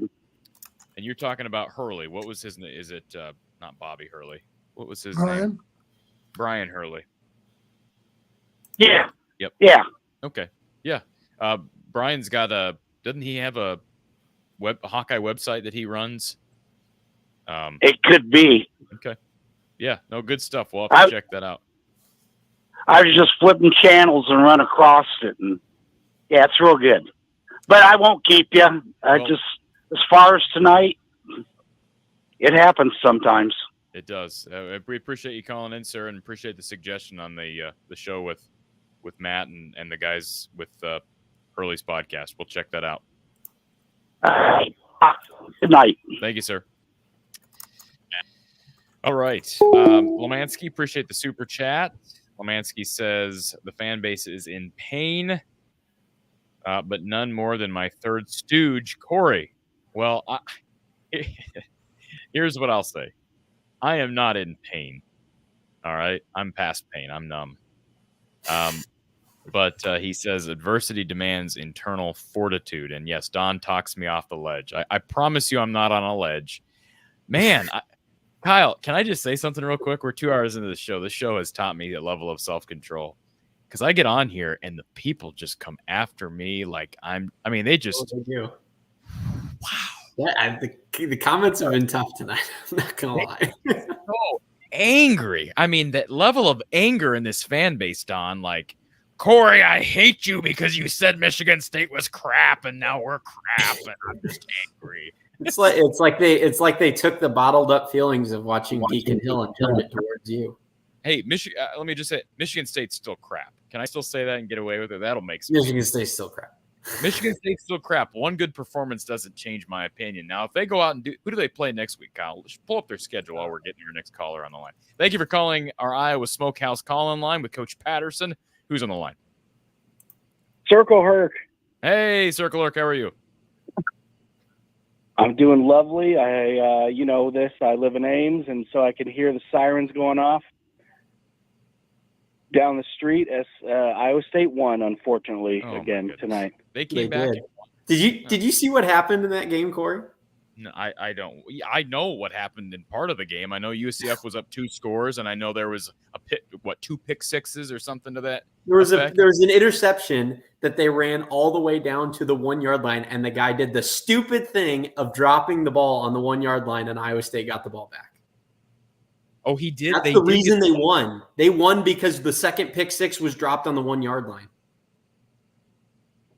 You know what's funny about that? Can I just say something? Nobody's going to believe me, but I have a buddy who I was watching the game with tonight that's he can come onto the show and testify to this fact.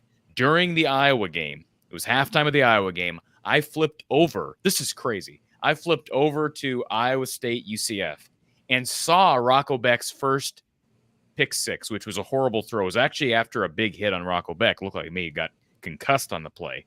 Mm-hmm. And what's crazy about what you just described to me, Colin, I promise I didn't watch it when what you're talking about, but on that first pick six, the guy goes into the end zone. He drops the ball rather quickly. And I turned to my buddy and I'm like, man, he dropped that ball quick. And my buddy's like, nah, he was 5 yards into the end zone. I'm like, man, just hold the ball. Why do these guys feel the need to drop it? Caleb Johnson did that against, was it Troy earlier this year? Nobody noticed it. They call a touchdown. Nobody blinked. But you go back and look at it. He dropped it right at the line. Why on earth are guys doing that? The irony of that is it sounds like the second pick six, the guy did that. He did. It cost him the game. Incredible. Don, why do guys do that? Why do guys drop the ball as soon as they pass the goal line? Here's the way I always present it to my players. Why in God's name can't you act like you've been there 100 times before? Return the ball to the official. Look up your teammates. I guess UCF hasn't. Don't act like a fool. Corey, in case you're wondering about Michigan State, you'll learn all you need to know about them the next 3 weeks, because they go to Michigan next week, and then they host Indiana the following week, and then they go to Illinois after that. So they may rip off 3 straight losses. Yeah, wouldn't that be something? I said they may not get to bowl eligibility. Maybe 4-7 after this. I could see them being 4-6. You mean? 4-6. Yeah, 4-6. Them being 4-6. Yeah. And then they have to win 2 straight to make bowl eligibility. Sure. I absolutely can see that. And I just unbelievable that's what happens to Iowa State. Like I said, if you had somebody, you have all these staff members on the sideline for UCF, they could have seen what I saw on the first pick six and made a point of saying to all their DBs, hey, hold on to that ball next time. What do you know? Later in the same game, they do it, and it cost them the game. Anyway, Circle Herc, anything else? I appreciate you calling in, because I did not realize that Iowa State had lost, or that they had come back and won.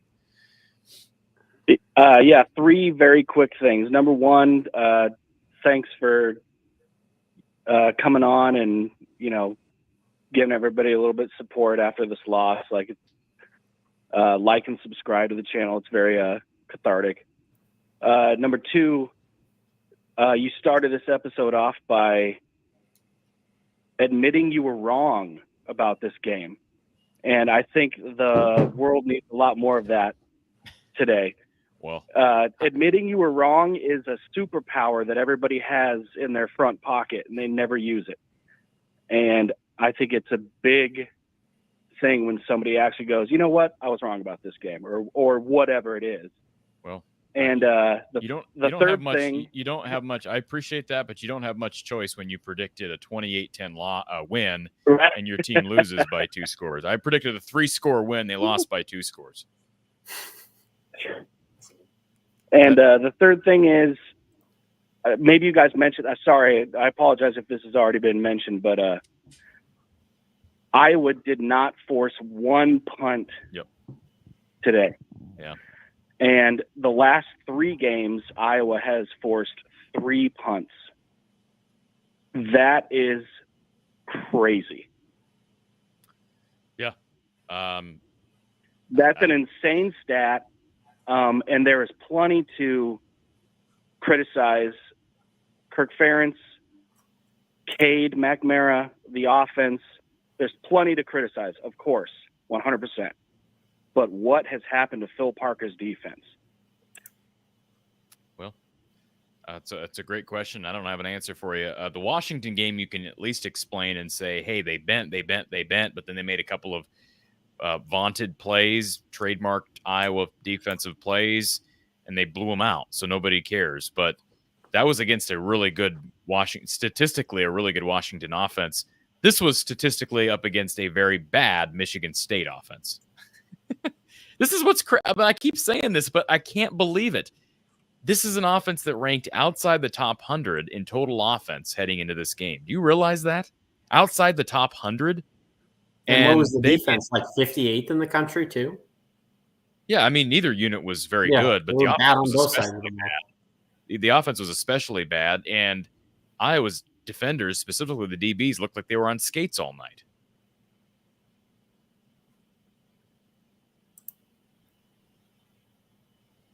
Yeah, that to me is mind-boggling. It's hard enough being an Iowa fan for the last few years and being upset about the offense, and then you go online, you go on Twitter, and you see people saying, "Well, if we just had a little bit of better of an offense, everything would be great." And well, we do now, and for some reason, what happened to the defense? So it's okay. It is what it is. Thanks for taking my call. And I just wish a lot more fans would put things into perspective. Like, if you're upset, you can be upset. Why are you upset? Yeah. We should have won this game. We can't we're not forcing turnovers. We're not forcing punts. We need the ball. We're scoring. We need that ball. But anyway, thanks, Coach. Thanks, Corey. And thanks, guys, for taking my call. Appreciate it, sir. Yeah, good stuff, because I do. I mean, the offense was not good in the first half, but Don, the defense was bad basically the whole game, with the exception being getting a little stingy down. In that first half, they kept their heads above water, right? They kept forcing field goal after field goal after field goal, but it's like at some point you got to force something. They couldn't get off the field. This is a defense that could not get off the field. How strange is that? I wrote this down early in the game. We are catching blocks on defense, not attacking. They were the attacker. We were the attackee. That's how I saw it. They were showing more aggression toward us. They had any number of times where they put a crease into our defense and made a really productive play out of it. And we just didn't do a good job. We didn't look like we showed up with our usual attitude that we're gonna out-tough you. I didn't see that today.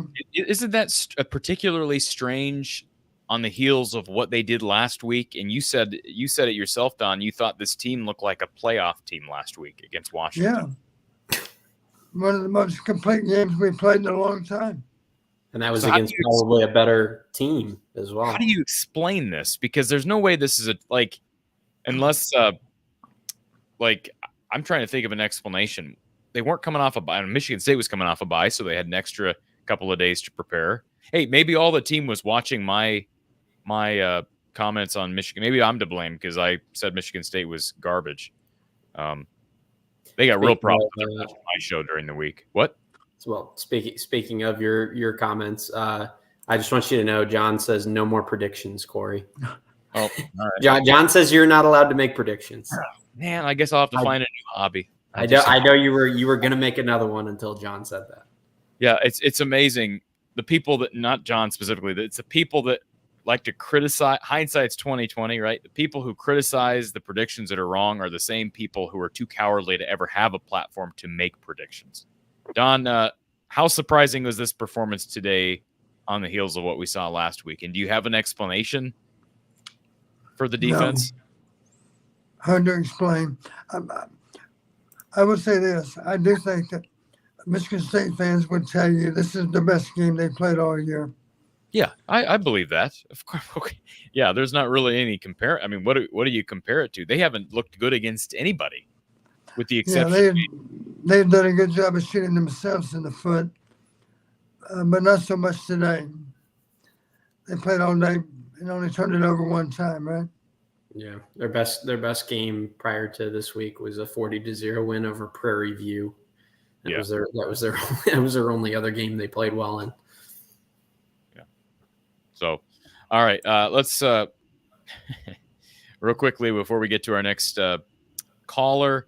Our RTI Threads player of the game is Reese Vanderzee, 3 receptions, 47 yards, and a touchdown. I guess if there's a silver lining, Don, he continues to demonstrate that as a true freshman, assuming he sticks around and he's an Iowa kid, small town Iowa kid, I'd expect him to.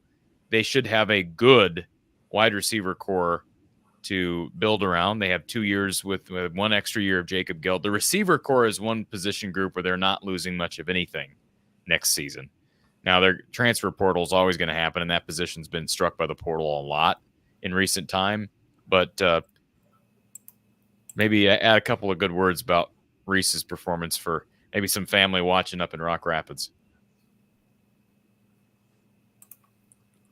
Well, I do think there was, I believe, the Iowa State game where I thought he got manhandled a little bit.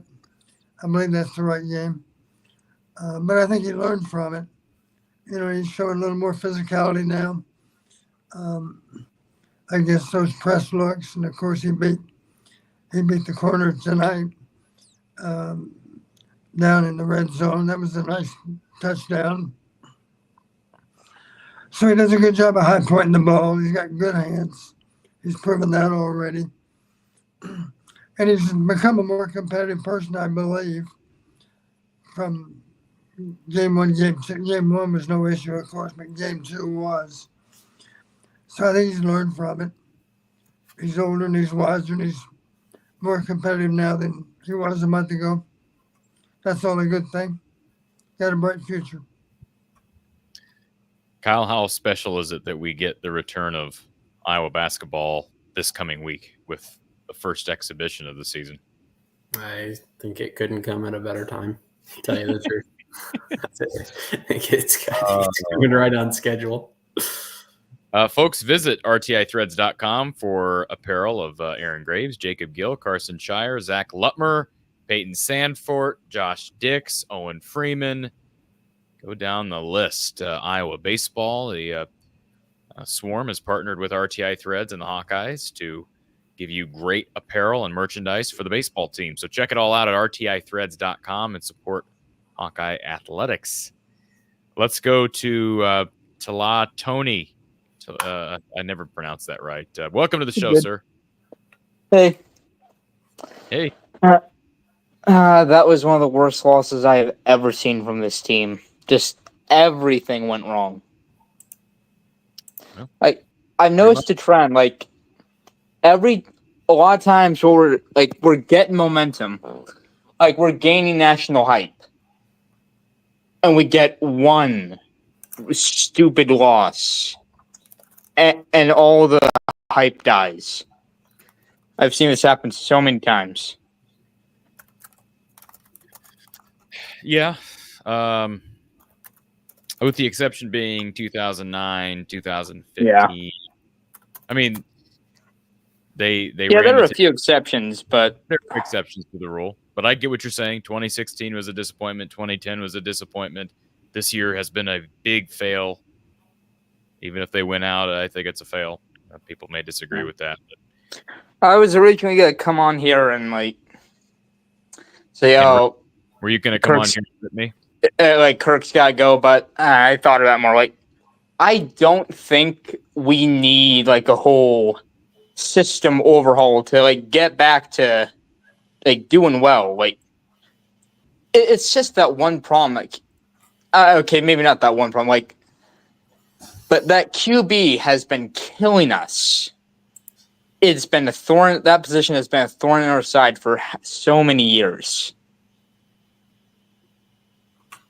No argument here.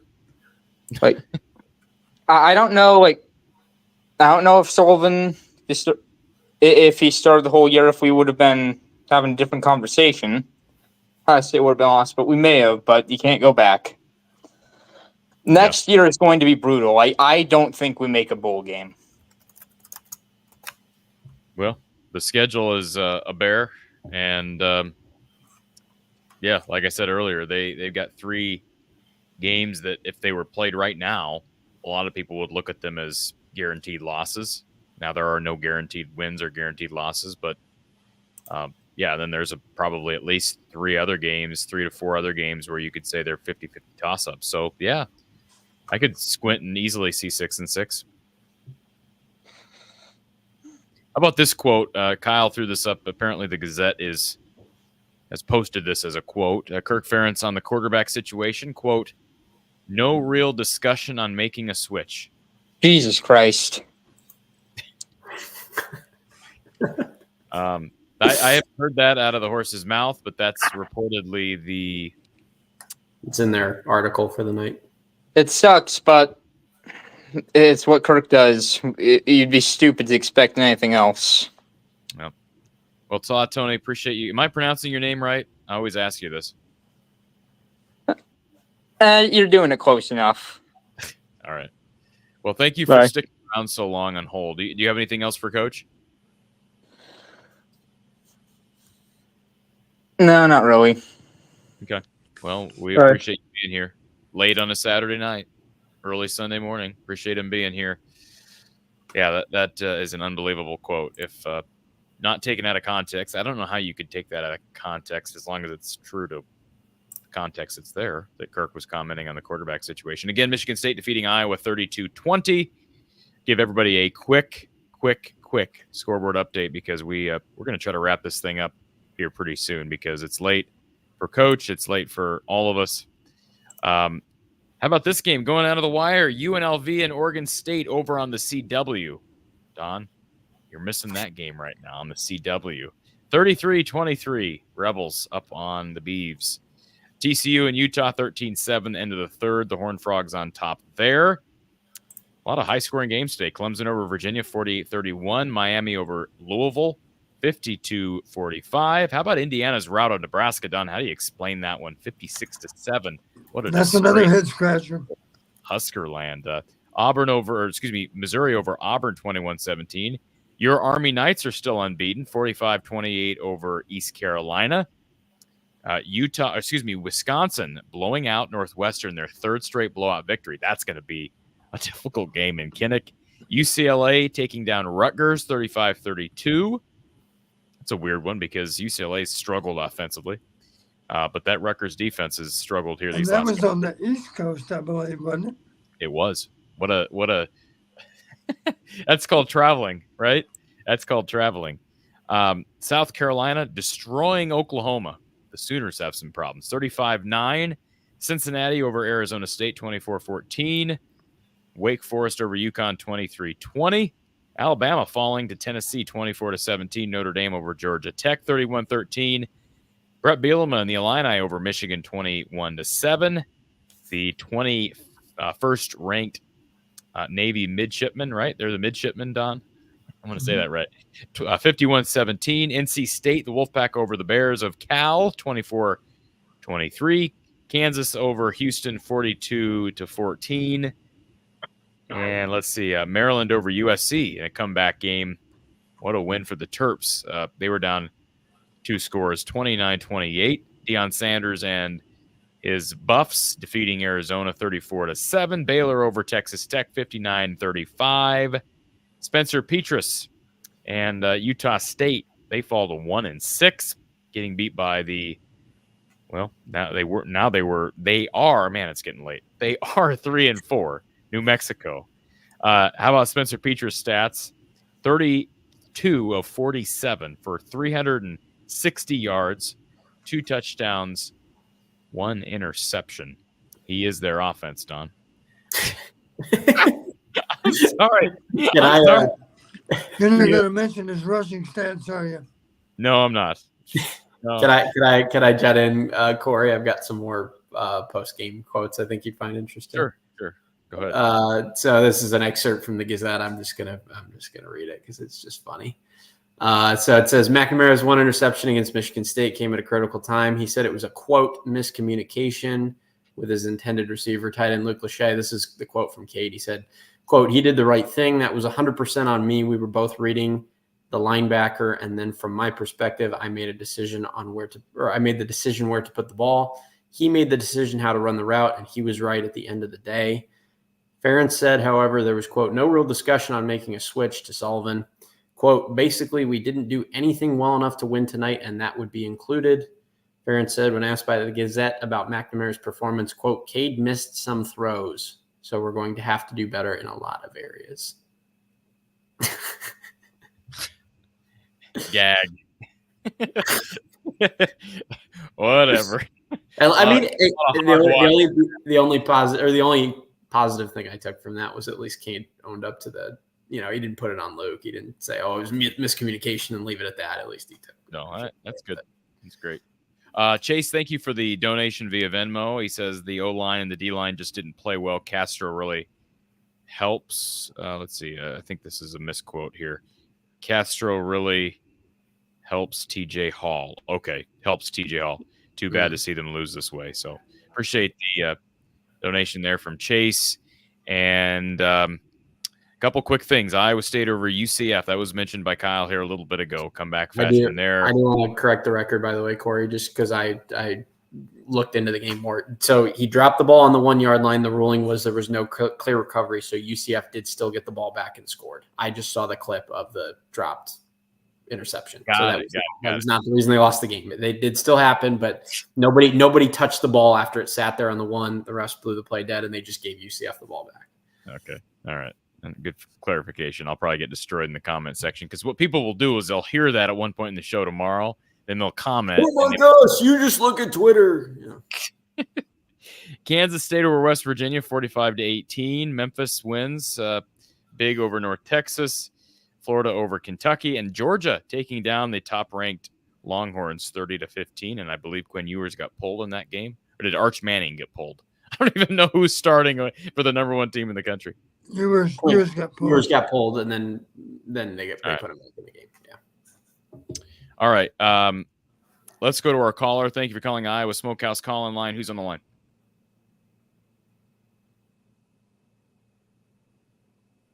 Lomansky, Corey, am I on? You're on the air, Lomansky. Welcome. I've been listening to you for 31 minutes. I've been on the horn for 31 minutes. I just was quiet to help you out. Well, we appreciate you holding tight, and I know it's late, but thank you for being here. How many people have taken shots? Are you wounded a little bit? I stopped reading the comment.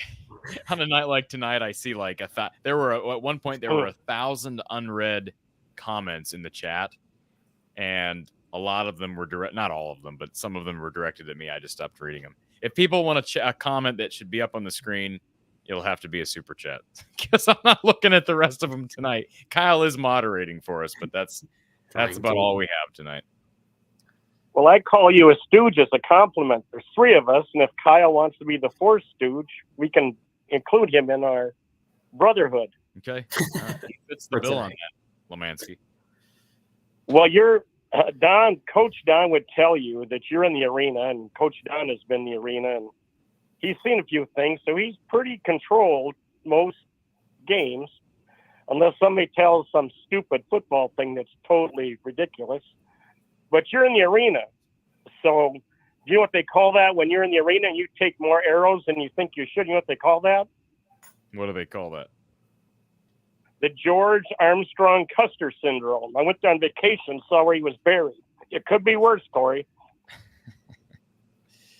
I appreciate that, Lomansky. No, you do a good job. I think the fan base is a victim of expectations, a little out of control. You might remember that I was scared of Iowa State before they played game one. And I kind of said that on your program that I feared them. And, of course, I got my cycling friend that keeps me informed on them. But I think our expectations hurt us a little bit. I think the number of teams in the middle of the pack is numerous. And I tell you what, I still like to see the black and gold. And Don's going to say we'll live to fight another day. And he's used to the up and downs, and his emotion is better than most average Hawkeye fans. And I still think there's a lot to play for. And there's always hope. And I want to make an announcement. I'm not on the verge of changing podcasts away from the Hawkeye of the Storm. Just like Kirk Ferentz, I have an announcement to make tonight. There's no danger of me changing from my number one podcast, Corey. Lomansky, I'm on the verge of changing what Iowa sports I follow, but I'm not on the verge of changing podcasts. Hey, Mr. Appin92 in the chat says, Corey, I love you, but you may have to find another hobby because Iowa football will not be relevant again for a very, all caps, long time. Very long time. So at least I hope our coach. Real quick, at least he loves me. There's that. Well, hang in there, Corey, and I think there's always hope. Now everybody's leaped ahead 1 year to next year, which probably will keep Don Patterson up at night, that we're all jumping into the next season, not even finishing the schedule. Don's being not a coach. I know Don is internally pulling his hair out when I ask things like the season. When I say things like the season's over, the goals are shot. I know you hate that, Don, and you feel free to rip me, but I'm just telling you the reality of how a lot of people feel right now. You know, that's 9-3 is not good enough. Not with that schedule and not with the new 12-team playoff format. So, anyways, Lemansky, appreciate you. You could be rooting for the USC Trojans. It could be one hell of a lot worse, Kyle and Corey. How's that for ripping you? That's true. That is true. Lemansky, Good night. Have a great night. Appreciate it, sir. Could always be a Nebraska fan. Yeah, or how about Nebraska? Man, what a weird situation they're in right now. All right, let's go to our next Iowa Smokehouse caller. We have got James on hold. James, you've been here forever. Thank you for being. All right. You ready for this? I'm going to start off with Classic Kirk. You ready? Classic Kirk. All right, I'm ready. We were 10-2 last year, just so you guys know. All right. Did he say that tonight?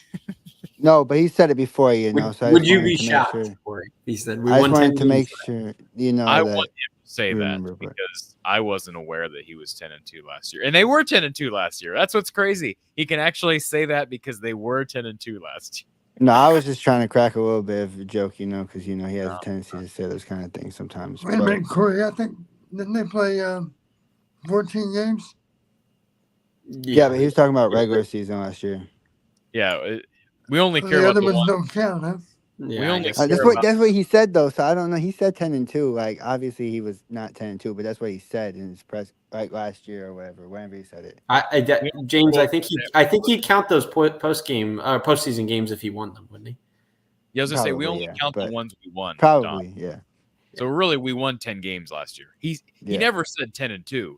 He said we won 10 Yeah, games. we won 10 games last year. Yeah, everybody says 10-2, but he said, yeah, we won 10 games last year. Is what he said, but we all just say 10-2. But no, it was a struggle. One thing it kind of reminded me of, and I know it wasn't just the one guy that killed us, Nick Marsh, right? I know it wasn't just one guy that killed us, but it kind of reminded me of like that Purdue, the Purdue a couple times where it's like killing you to the passing game. It's like, what are you doing about it, right? Like, what is he doing about it, right? And I felt like maybe a chance to neutralize, and I've said this, and I know he doesn't do this, and I know I'm going to keep beating the drum on this, right? But I think a way to neutralize that guy early would have been to have Jamari just follow him. And obviously the other guys were killing us too, but to neutralize that, right, you just have Jamari follow him. I don't understand why we don't ever have Jamari follow the best receiver on the team ever. Yeah, well, Don mentioned that earlier, and that's an interesting comparison I hadn't thought of. Like, I was thinking worse losses in recent time under Kirk. Boy, that 2021 loss to Purdue was horrible. Remember that? They had just beaten Penn State, and then they come That's home. the Anthony Mahungu. That's the Anthony Mahungu game, right? Ooh, they just no. It was Mahungu before that. That was David Bell. That was David Bell. Yeah, Mahungu was before that. Yeah. Goodness gracious, David Bell. That one was bad too, though. The Mahungu one was bad too because Mahungu was even. I feel like Mahungu wasn't even as good. Like David Bell was at least a really good receiver. Mahungu was like, who knew who Mahungu even was before that point? But if anything, after that Purdue loss in 21, they went to Wisconsin and were even worse in the first half. But let me make something very clear. The reason I think this loss is worse, that is a Purdue team led by Jeff Brom that had a history of causing Kirk Ferentz problems with wideouts, with the passing game, with game planning. And maybe Jonathan Smith will prove to be the next Jeff Brom. Maybe that's what this is going to be, and he's just going to have Kirk's number. But we had not seen any reason to think that as of yet. No, yeah, I wasn't saying it was like I was worse or what that I'm just saying it reminds me a lot of that kind of style of like the receivers are killing you. And obviously it wasn't one receiver like it was David Bell, right? Like it wasn't the same receiver the whole time, but like they still were just finding ways to kill you in the passing game. That's kind of what it reminded me of watching it comparing to those other games too as well when they were killing us in the passing game. But no, it's just frustrating because like I feel like ways to eliminate it, maybe we don't get Nick Marshall much receptions if we put Jamari in the side because they only threw Jamari's way like once or twice, right? Because they don't want to throw Jamari's way. So I think a way maybe to take those receivers out is have Jamari follow their best receiver. And I don't understand why we never did that. We didn't do that with Desmond King. Obviously, Josh Jackson got a lot of picks, right? But we didn't do that with Desmond King. We didn't do that with Cooper DeJean, right? We never do that with our best corners, but we follow their best receivers. And then it's like it happens what happened today where they take advantage of Nestor or TJ Hall or whoever else it is because they know we're not going to switch. So they put their best receiver on one side of the field because like, oh, they're not going to do nothing about it. And they attacked the safeties, and they attacked. I thought Jonathan Smith, or whoever's calling the plays, I don't know if he's a play caller, but they were very directed and very deliberate with what they did tonight. And it was a well coached, well called game. And it looks like those guys got to give that new coaching staff credit. It looks like they really coached hard during the bye week, right, Don? Is that a fair assessment based on what we saw today? They had a good plan for us. Give them some credit. James, anything else? Yeah, one more thing. I was gonna say, oh yeah, like with the whole portal thing, I don't understand why we didn't go after a portal corner. Like, I feel like that's kind of a need, and maybe they trust their guys, but at some point, like, I think like you gotta, he has to go some direction sometimes, and I feel like Kirk's afraid to go in those directions, right? Like, we knew Cooper DeJean was going to be a big loss, right? And obviously, maybe if you have somebody that might lit a fire under those other guys, right? Like a TJ Hall. Like, and I'm not saying they don't have a fire lit under them, right? But if you go get somebody maybe to compete with them or who's taking the reps and they have to show more, it might light a fire, more of a fire under them. You know what I'm saying? Than what they have now. They may do that here in the I offseason. have to. Well, they didn't lose Jamari anyway, so they have to probably go that way anyways. But I'm saying, like, even with Jamari, if you added somebody on the other side, maybe you light a fire under those guys, and maybe you could have gotten more out of them if you try to add somebody. But I also don't know if you knew how bad they'd be. But people are talking about this defense. I feel like this is what Phil's always done. Yes, we give them more points, but they always play that blanket where it's like, bend but don't break. We play off of you. We try to bring everything in front of us. They missed a lot of tackles today, so it looked worse than what it usually is, if that makes sense. But the style was the same style where it's like, oh, we play off, and then we're gonna try to come and make the tackle. They just didn't make the tackles. That's why it looked worse than what most of his defenses is, if that makes sense. Well, yeah, regardless of why it was bad. Yeah, no, whether definitely for sure. But no, it's kind of inexcusable, and I'm not gonna harp on the quarterback thing because I know there ain't gonna be no change. So I'm not gonna sit here and harp on something that I know is not gonna happen because we know how that is. But it's interesting to see, and it scares me because I feel like that's why a lot of players transfer from that position. And I know they're not great, right? I know they haven't been great where they have, right? Like Deuce, like Joey Labus, like Carson May, right? Like, I feel like those guys haven't been good at other places, right? But, like, I feel like that's why some of the people transfer that position is because they feel like they're not getting a fair shake sometimes, right? Like, and I don't know, maybe if that's what Brandon Sullivan does. And if he does that, I think we're even in a worse situation. If he transfers, I think we're going to be even in a worse situation than what we already have a potential to be next year. I think Iowa's best move right now, I'm not saying it's Iowa's choice, but I think the best case scenario is Kirk gets to 9 wins and walks away at the end of the season. I think that's definitely because then you restart it at least to succeed moving forward, because I think there's potential of this really nosediving, and I don't want to see that happen to Kirk. And I do think there's a potential that happens, and we'll see if he does that. But yeah, today was rough. For sure. That's a future thing, and obviously you have to get one in Northwestern. But I know it's gonna be a tough place to play because the atmosphere is just weird there, right? Why do you have to get one against Northwestern? What does that do?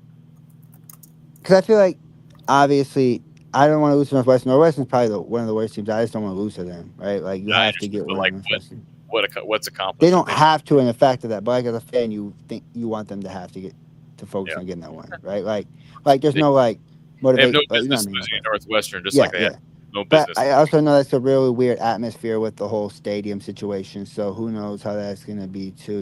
With there being like nothing and you're in the middle of pretty much water right around you. Like, it's a weird situation, so who knows how that's going to play out. But Well, James, appreciate you calling in, sir, and hopefully we'll talk to you after a win next week.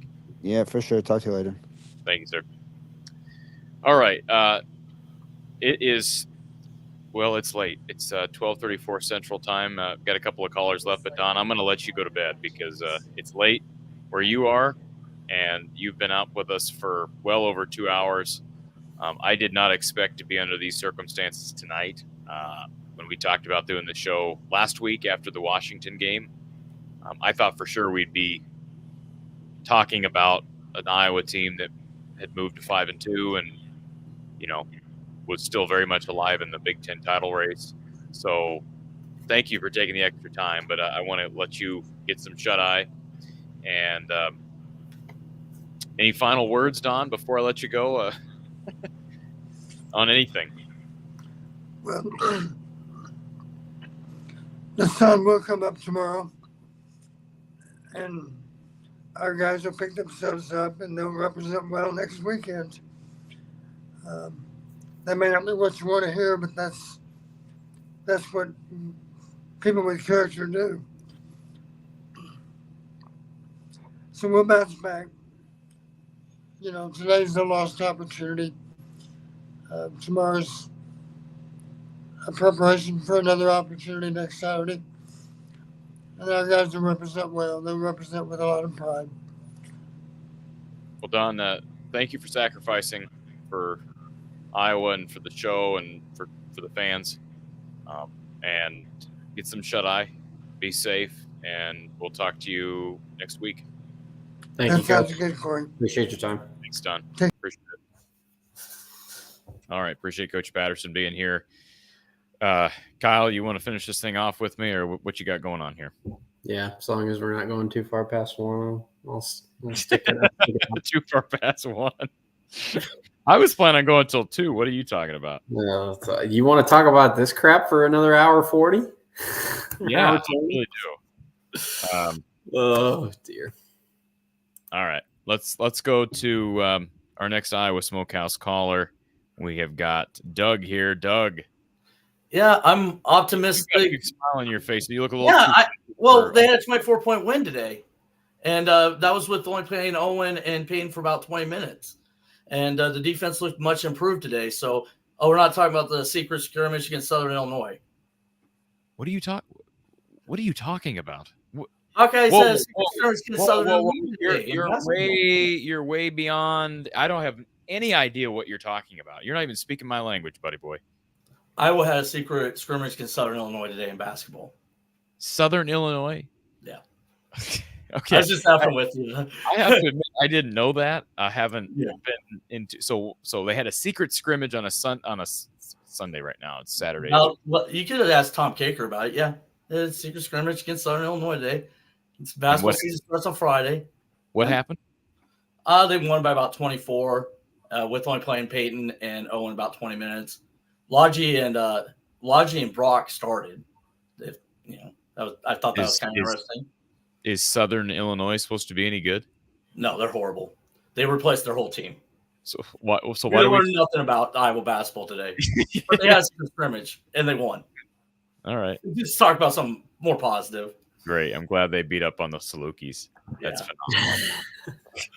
I was just trying to mess around with you, but phenomenal. No, the quarterback thing has been going on forever. One of the games I went to in high school, Kyle McCann was starting quarterback, and it was a game against Michigan. It was last week of October because I remember it was during the state cross country meet, and I didn't go to that, and my coach was mad. But anyway, they played against Michigan, number 8th ranked team in the country. Kyle McCann was struggling. They put in Brad Banks. Only time I've ever booed with the crowd. He pulled Brad Banks. Next year, Brad Banks wins the Heisman Trophy. He has not put – that's a big reason why I think he does what he does now. This was in 2001. Like I said, Michigan was ranked number 8 in the country. And Brad Banks was a lot better quarterback than Kyle McCann. And this is just what Kirk's always done. I mean, he doesn't – I mean, yeah, he had to – even with – you can name Stanzi, and that took a lot for him to pull Jake. But the quarterback thing is just nothing new. A lot of this isn't new. And I don't know how a game we only lost by 12 points, only gave up 32, felt like it was a 55-7 game. I don't know. It just like they just scored on every possession.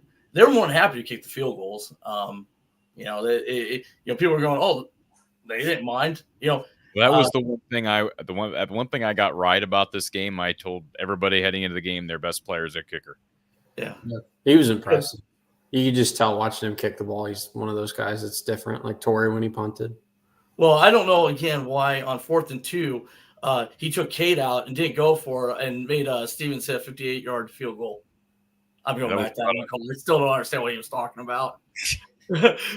I don't know what that proves about Cade or Stevens, but okay. I felt bad for Drew because he makes those all the time. He does not give him the opportunity to kick those very often. If he got them in games, he'd be making them more often than not. I mean, he's really comfortable from 50 to 55. Yeah, and the caller acted like he left it 10 yards short too. He missed it by a yard.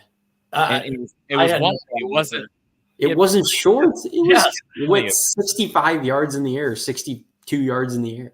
Yeah. That was not the play I would be questioning it, but that caller was very adamant about that. I'm very adamant about a lot of things. But the one question I would have is if he does go 7-5 and next year's team seems really bad, and let's say they go 5-7, Beth does have to at least he has to at least be on the hot seat. He can't have that much power after he will never be on the hot seat. He will never be. I know what you're saying, Doug, and I agree with it, but he will never. He could go 6-6 for 6 years and not be on the hot seat. Well, I don't agree. No, he's on the hot seat. I don't think he can go 6-6 for 6 straight years. I think what'll happen if he goes. Here's what I'll say, Doug. If they tank this year, and I don't expect them to, if they go 7-5, then next year 6-6. If he doesn't retire after this season, 7-5, then 6-6. I think he steps down at that point.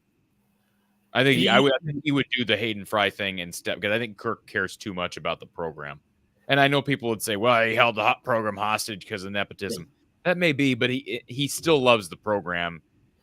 And maybe there was a massive blind spot. I agree with that, but I think he would step down if that happened. He's not going to step down at 7-5 this year, but if they go 5-7, 6-6 next year, I could see them doing that. But he may step down after this year, and I think that'd be the best interest for everybody. That's my opinion. And before I leave, not to get back on basketball, I had a question for both of you. You guys got your Big Ten Plus memberships back because their first 3 games are on Big Ten Plus, or you don't watch those games? I haven't done that yet. I'll get it right. I'll get it right the day before. Okay. And Coach Close will be back, or you have someone else lined up, or no? I think Coach Close is going to be with us. Yeah. Yeah. Okay. I know Coach Close is going to be recording a preview here. We got a preview with Michian coming out. We got a preview with Gary coming out. So, yeah, there'll be a lot of basketball here coming up soon. I just, again, I think I agree with so many people in the chat, and I'm sorry for taking any of your guys' time. If you're still listening, then you're a trooper.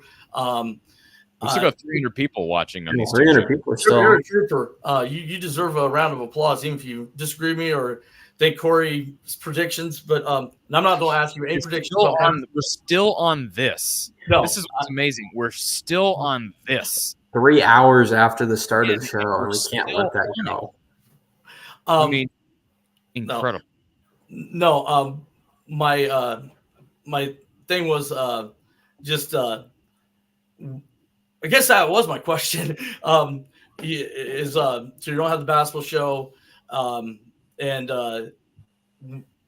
I think Iowa basketball is going to win the whole darn thing, Doug. Okay, there we go. Top of the world. It's going to be. Corey, that's a prediction. You're not allowed to make those. Just again, yeah, my predictions don't mean anything. Well, I didn't want you to make a prediction after you said what you said. I was like, I'm not trying to, but that was kind of what I was getting at. You guys, are you optimistic about Iowa High basketball at all?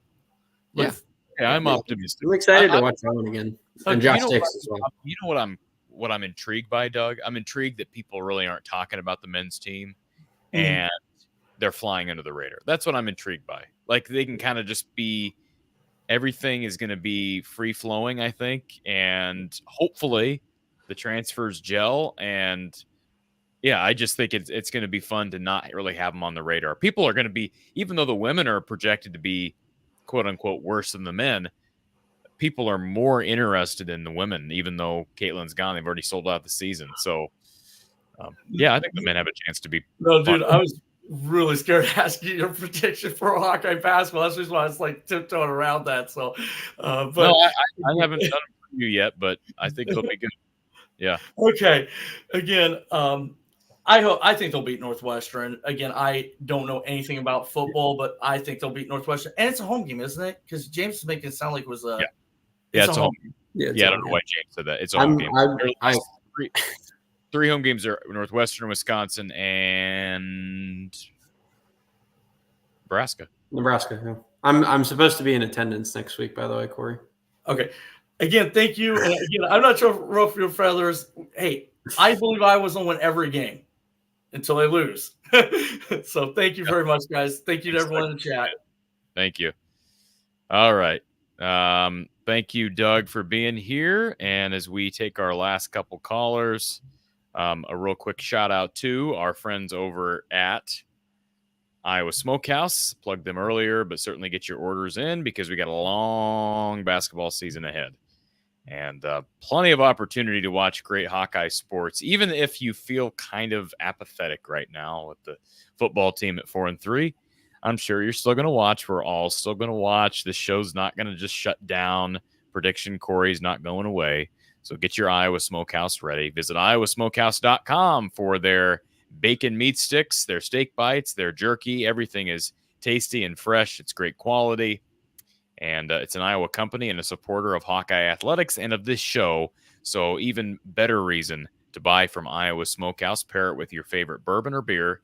Visit iowasmokehouse.com and use that code on the screen, Hawkeyes, for 15% off your total order. That's iowasmokehouse.com. See how tasting is believing. You'll never need to go anywhere else for anything snacking related when you have Iowa Smokehouse at your doorstep. iowasmokehouse.com. And of course, if people have not done it, certainly check out our partnership with none other than Lance Shuttler and Ascent Nutrition. We were thinking of Lance as his current residence down in Florida was hit hard by Hurricane Milton, right? Yeah. Right, Milton? Man, it gets late, man. You get that way, Kyle, where you just can't even think? You ever get that way, or am I the only one that Sometimes I would say I stopped thinking about halfway through the second quarter, though. Anyways, folks, check it out. You can visit the link in our description. You can also type in the link. It's goascentnutrition.com/Hawkeyes. And Ascent Nutrition is owned by Lance. He graduated from the University of Iowa. He's passionate about helping people in the health industry. And specifically, these two products that are featured here on the landing page, their pine needle extract, their humic and fulvic acid, help your brain health, your gut health, your energy level. And the pine needle extract actually tastes great. It's wild harvested and pure. It's clean. It's all organic. Trust what you're buying. They've got a rigorous third-party testing program in place, and you have a 90-day money-back guarantee. With any purchase, you'll get a special discount courtesy of this show and our friends over at Ascent Nutrition. This is an American company and an Iowa company. So again, give them a chance. Go ascentnutrition.com/Hawkeyes. You can click the link in our description. Use the code Hawkeyes15. Again, that's the code Hawkeyes15 for 15% off your total order. Again, one more time, that's Hawkeyes15 at goascentnutrition.com. Let's go to our final Iowa Smokehouse caller of the night. We got Corey with us. Corey's made the trip all the way back from East Lansing. He's not inebriated, although you're good, right? Even though you endured that game, you made it home safely. You're not tired. You're just ready to chat about Hawkeye sports, right? Yes, sir. And about my predictions that I may have been accurate with. Sorry, I lost my voice. Us Hawkeye fans. I don't know if you guys heard Let's Go Hawks, during the telecast, but we let it rip out there. We had Well, you didn't let it rip loud enough because it didn't work, Corey. well, it didn't work, Corey. So I have a different take on this whole thing, and I will say that, in my opinion, I would put that Michigan State team and their performance tonight, I would put them up against anybody in the Big Ten, and they're going to play within 7 points of anybody tonight. And I mean, Oregon, you name it. I have not seen team speed and elusiveness like that since I sat in the Rose Bowl and watched Christian McCaffrey just hand us our shorts and our ankles at the end of the game. I mean, but Corey, tell me how. I understand what you're saying, and I'm not saying that you can't make progress during a bye week, but this is a team that got blown out by combined 52 points to those two teams at the top of the Big Ten you're talking about in Ohio State and Oregon. Literally 4 weeks ago and 3 weeks ago, respectively. But they were able to move the ball on those guys. They just threw picks and turned it over. Real quick, though, they didn't eclipse 250 total yards in either game. Well, okay, I'm just saying, the numbers are the numbers. They had 468 total yards tonight. And I think Kirk mentions this, that sometimes things, at some point, it just snowballs on you. That's true. I agree with that. You start getting the yips. It's like putting. You miss a couple 3-4 footers, and all of a sudden you're done. You can't make anything. And I watched these guys, and my son, I had both my sons with me, and they're like, why is Iowa waiting for the runner to come to them? They never do this. I watched Schulte. We were in the end zone corner, but looking up the field of play, and you can see all the gaps. You can see everything aligned, and Schulte's fitting the gap perfectly. It's coming to him, and here's the back running, and he just sits there and waits. That never happens.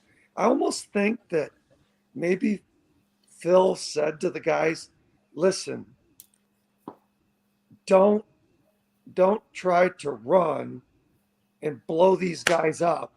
Just try to get in front of them until you get other guys that can help swarm to the ball, and we can kind of gang tackle these guys down.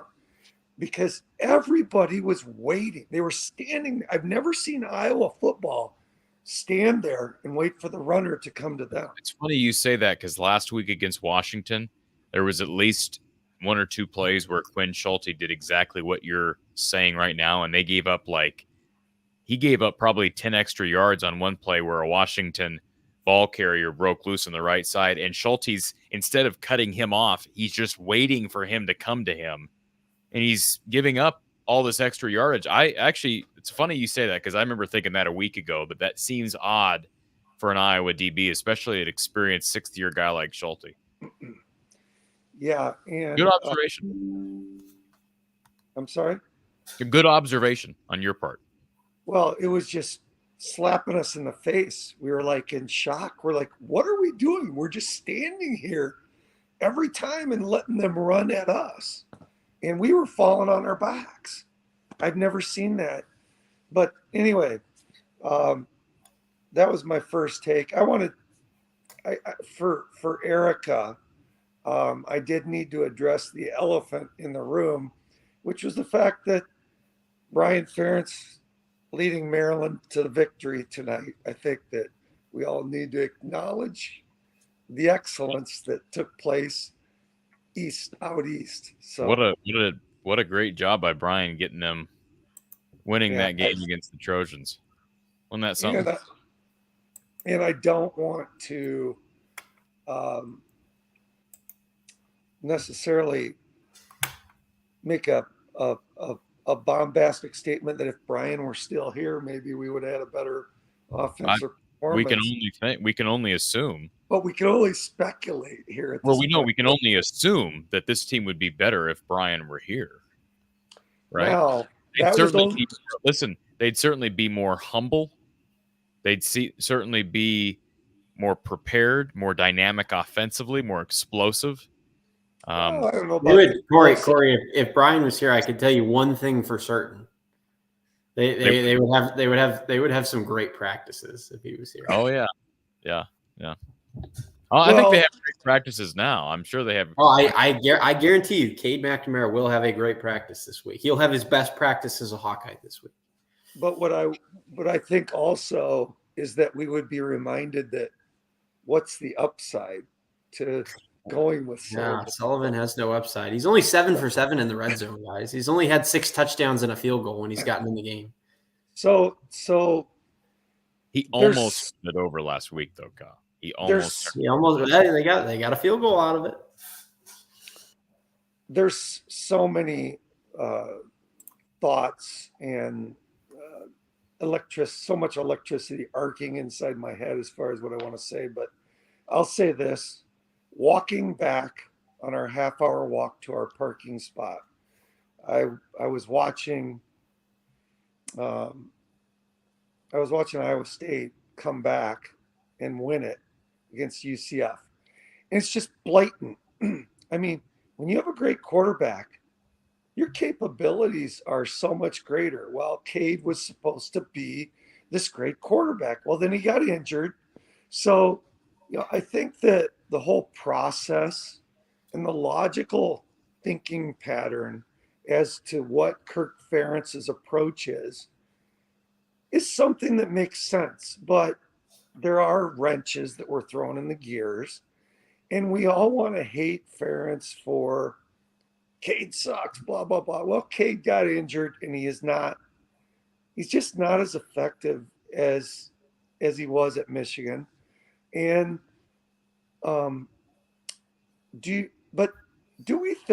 we truly believe, okay, first off, what percentage of performance exposure do us as fans have when it comes to Sullivan? I mean, how much do we really see of all the practices and of all the game film and comparative capabilities that are out there? What's available to us? Well, basically none of practice, which is real quick. Let me answer your question. We know that in 2 years at Northwestern of playing a lot of football, he threw for about 68% through the year and threw for 10 touchdowns to 5 interceptions. So statistically, I mean, you don't know. Statistically, he was just as good as Cade was, if not better, with less talent around him at Northwestern. And it has by the been. way, Go ahead, sir. Well, I was just gonna say, if the exposure is an issue too, like let's go back and tally up the games that they've been up multiple scores with 5 minutes to go and haven't put anybody else in the game. Yeah, that's a good argument right there. Is that we should have seen more of him in those games. Now, how many of those games at Northwestern were wins? It doesn't matter. It doesn't matter. Well, it doesn't matter. If Okay. it's against second team or third team, because we're talking about Big Ten conference play, though, Corey. We're not talking about he was playing against good defense after good defense with inferior skill position players and an inferior offense. I'm more impressed with those numbers at Northwestern than anything Cade does at Michigan. Yeah. Cade's playing with 4- and 5-star defensive players, receivers, offensive linemen, whereas, I mean, Cade was the quarterback that beat Ohio State, and the part that everybody doesn't bring up when they talk about that game was he had a running back run for 5 touchdowns. Yeah. Well, I mean, Donovan. There's no way Blake Corum and Donovan Edwards made J.J. McCarthy look great too. I mean, but really, I'm just making this very clear. you can't possibly think that Cade's a better candidate because you're going to default to Cade because he won more games at Michigan than Brendan did at Northwestern. You can't possibly think that's the No, so here's where I was going with this is we don't know how much of the full offense that Sullivan knows, and we don't know what, if he's had enough reps in practice to where they have confidence with him playing with the ones, and that can be Kirk Ferentz's fault that he hasn't had. But my point is that I've got enough trust in Kirk Ferentz. He doesn't want to lose. And if he thinks he's going to lose and he thinks if he switched quarterbacks, he'd win, he'd have done it. I mean, he did it with Jake Christensen. He's done it before. He did it when he put, CJ Beathard in. But it's a situation where I think we're passing judgment when we may not have enough information to really pass judgment. I'm not saying that Ferentz is innocent. We should have more exposure, more film on Sullivan, so that we could make a judgment. I am with that. You should be getting your backups prepared in case your starter gets injured. You should have some film on Sullivan by now, and we So don't. let me ask you this, Corey. Well, let me ask you this. Do you think that Kirk genuinely believed that having his son as the offensive coordinator through 2023 was the best thing for the program? Was that the best thing for the program? Do you think that he honestly felt that? No, here's what I believe in Kirk. I believe that he believes in people's abilities to improve. He does not judge. Hold on. Can we just address the question? Do you believe, you just got done saying that he would not play a guy that he doesn't believe gives him the best chance. So would he have a coordinator in Brian Ferentz in charge of the offense and not believe he's the best option? I think that Kirk is not delusional. I think that he could interpret the situation as, listen, our offense and our offensive coordinator aren't getting it done right now. We've got to improve. And then from there, it's his faith in people to improve. It's the greatest part about Kirk Ferentz, and it's how he develops people. He doesn't give up on them. At the same time, he's a bit loyal to a fault. I mean, we all know this. That's the problem. So it doesn't mean he's right. He may have this standard and this motto and these ethics and these morals that he stands by, and 95% of life and as a coach, it plays to his advantage. But with this one thing, I think he's wrong. Yeah, and it's cost benefit, it's risk reward. It's also Cade's last season as a player. I mean, and he's trying to give this guy a chance to redeem himself and make his comeback. He's fought through all these injuries. He's gone through all this hardship, and he was supposed to be our guy. And so I just think that it speaks to the quality of a man that Kirk Ferentz is, that he affords people the chance to improve. He trusts that they will improve. And for the most part, he does improve players. Now, that said, Kirk develops players like nobody else, except at quarterback.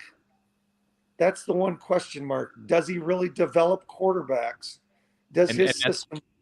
That's why I brought up the coordinator illustration, because I'm not going to argue with you that he didn't believe that Brian Ferentz was the best person for the job. But if he truly believes that, then that is the proof we need right there to be able to say Kirk is not always right about what he believes is the proper and the best thing, because it's been proven. Tim has already proven that Brian was not best suited for the job. Like, it's already been proven that, in my mind, beyond any reasonable doubt. And so, but I believe I could see that Kirk really believed that because he's got this blind spot. In that case, it was his baby boy. And whatever the emotional attachment or those values that I think are very admirable on many levels, Corey, when you're talking about loyalty to people and wanting to give people second chances. But this isn't about Cade. This team and this record and this whole thing is not about Cade. It's about doing what's best for the team. And like Jim Harbaugh or not, guess what he did? Cade took him to a championship game, took him to a college football playoff spot, had to bench him because he had a better guy behind him. And unfortunately, I don't think he'll ever have the gumption to do that. And that's his biggest downfall. I believe his legacy will go back to that. It'll be the Brian Ferentz thing, and it'll be not being willing to adjust to the time and to the situation. But KF did the same thing. He cut Rudock, and then they take Rudock over there. So well, the situation was a little different. We're talking about apples to oranges as it relates to Jake Rudock and Cade McNamara. Jake Rudock was if you go back to 20, now he wasn't great down the stretch of 2014, but he proved at Michigan that he's kind of like Cade was at Michigan, right? He was serviceable at Michigan with better players around him. But CJ Beathard was threatening to leave. His family was basically saying, hey, if CJ's not named the starter, we're out. And there were different circumstances. So, and here's the thing. When he has made those adjustments, when he's been, whether his hand was forced or not, it's actually played to his advantage. When Beth Getz stepped in and said, Brian, you're done, it's played to his advantage. He's went out and hired who I think is a pretty darn good offensive coordinator in Tim Lester. CJ Beathard was the better quarterback. They got a 12-0 season out of him in 2015. Brad Banks, Kyle McCann, the Ricky Stanzi, Jake Christensen thing. It's actually benefited him when he's finally given in or been forced to give in and adjust. But too many times, in my opinion, he's not willing to do that in spite of history, recent history. Yeah. And I mean, he's not perfect, and I'm not gonna argue with you on that. But just look at any great team, and yeah, they've got great receivers, skilled positions, but really, it's a great quarterback that makes great teams. I mean, who are we kidding? So, but let's use this model that we're talking about. How's it working out for Michigan? They're on quarterback 3. How's it working out for Michigan? They did win a national championship last year. Now I'm talking about this year. I know, but flip-flopping on quarterbacks. So if they'd have left Orgy in there, would he have developed and started to? They also lost a first-round quarterback draft pick a year before his eligibility ended. But my point is, I mean, flip-flopping quarterbacks isn't always the solution either.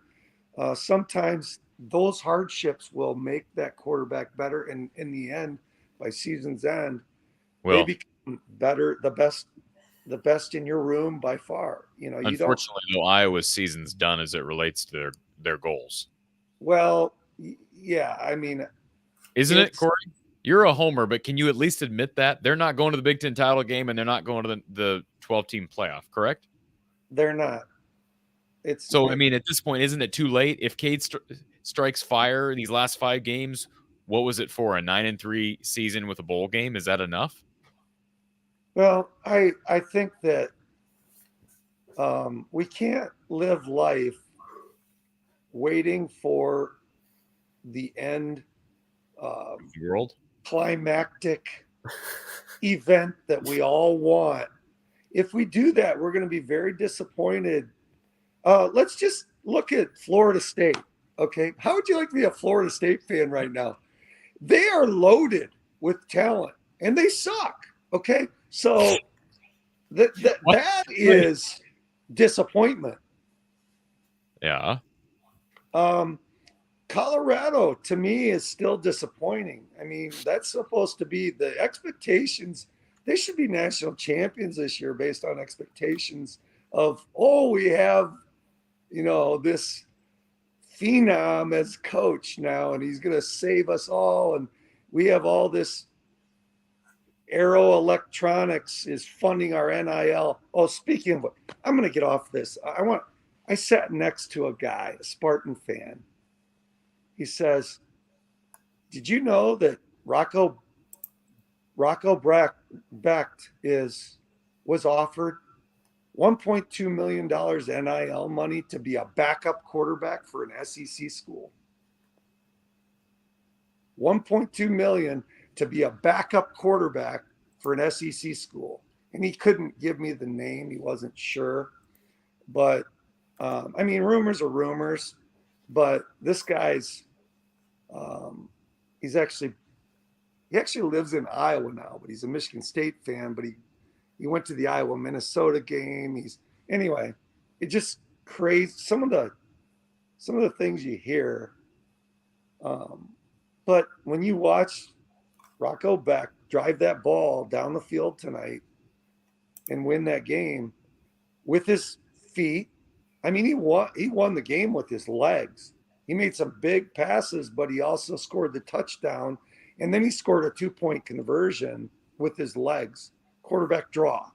Boom, 2 points. But my point is,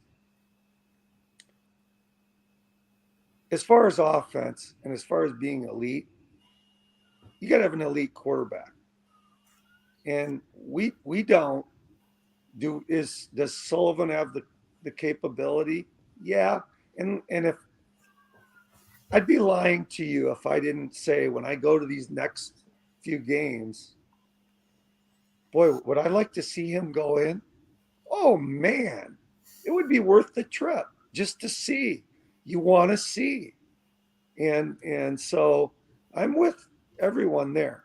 Okay. Corey, now, do you like being mildly famous? Because I've been cutting out these segments and posting them to the channel, and you got some people that go after you now because they disagree with you. And hey, now you can see life from my side of things when people go after you for your opinions. Well, I won't bring up. It starts with a D, but I brought a name up, and some people came after me for Mr. D, a trainer.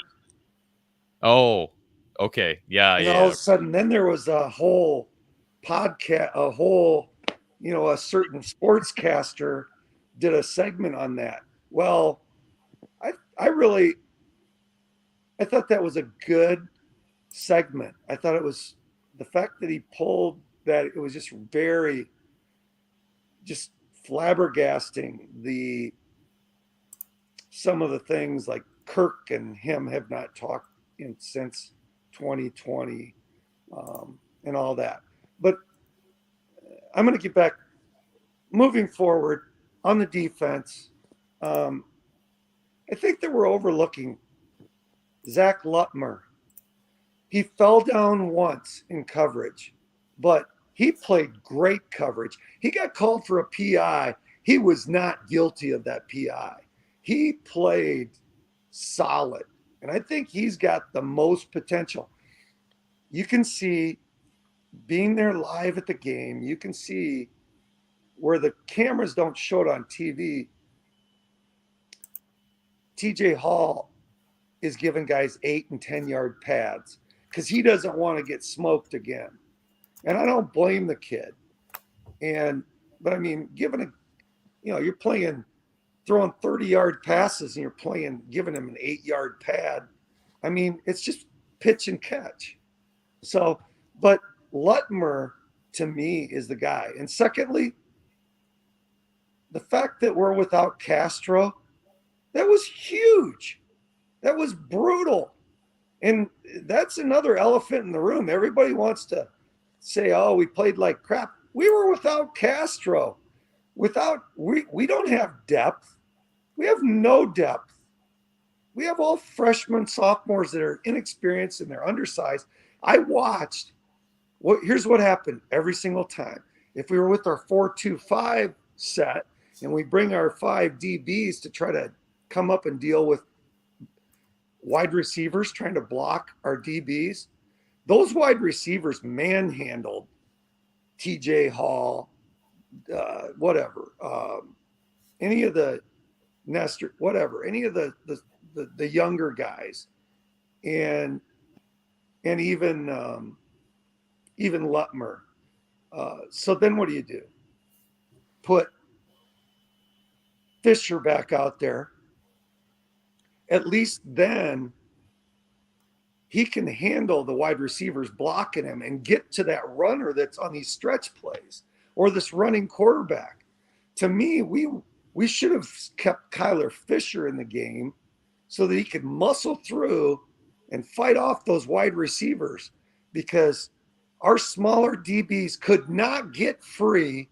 I watched it the whole game. Those wide receivers tied up our DBs, and they could not get free to get to the runner.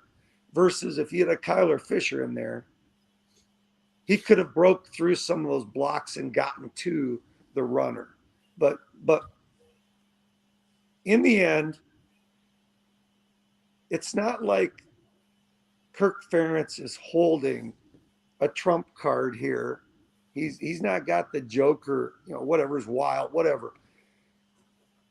Is Sullivan going to improve the situation? Yes. But if Sullivan would have played tonight, do you think that we would have won the game with the way the defense played? I have no idea. How could I know that? Well, that defense gave the up. Listen, the defense was not good, but they held them to 4 straight field goals in the first half. If you got 1 touchdown in that first half, the game is totally different. Yeah. I mean, they scored nothing in the first half. It was only 12-0 at halftime.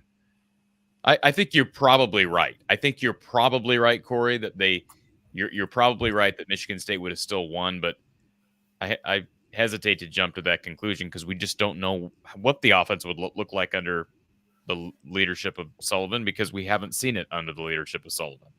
Yeah, but I think in the end, what I gather from tonight is people underestimated Michigan State.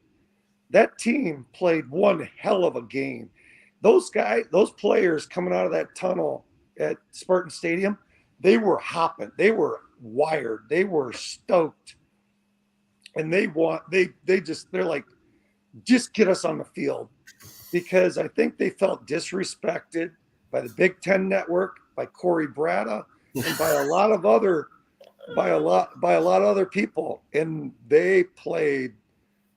They went out there and kicked some arse. I mean, they meant business tonight. And sometimes you need to just tip your hat to your opponent when they play a hell of a game.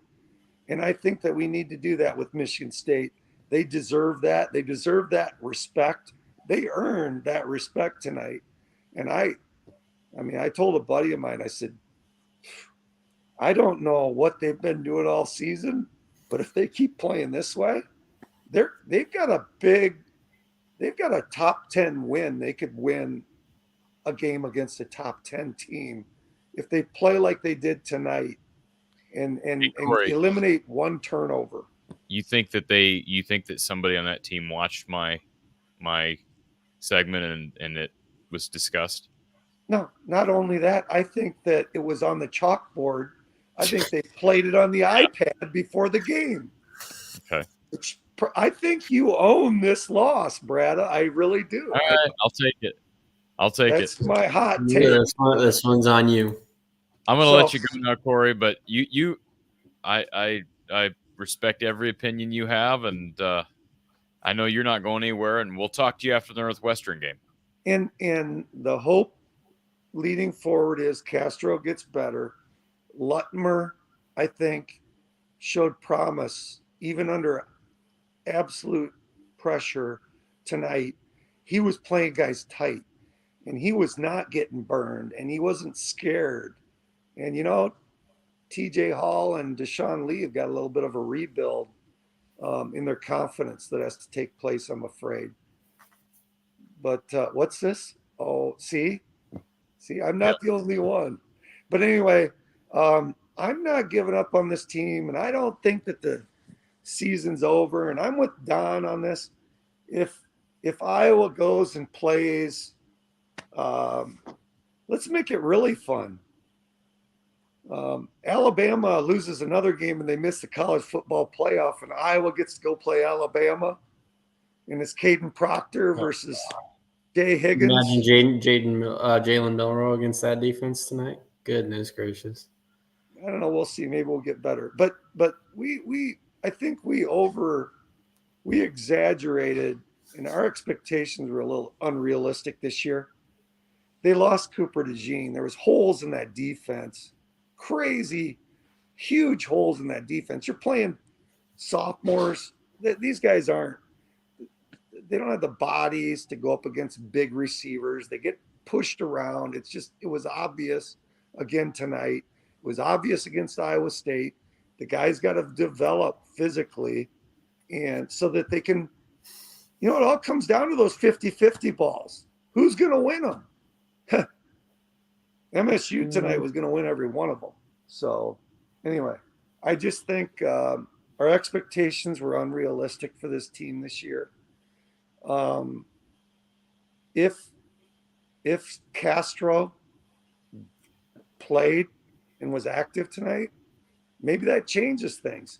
Now we start getting some sticks on guys tonight instead of them.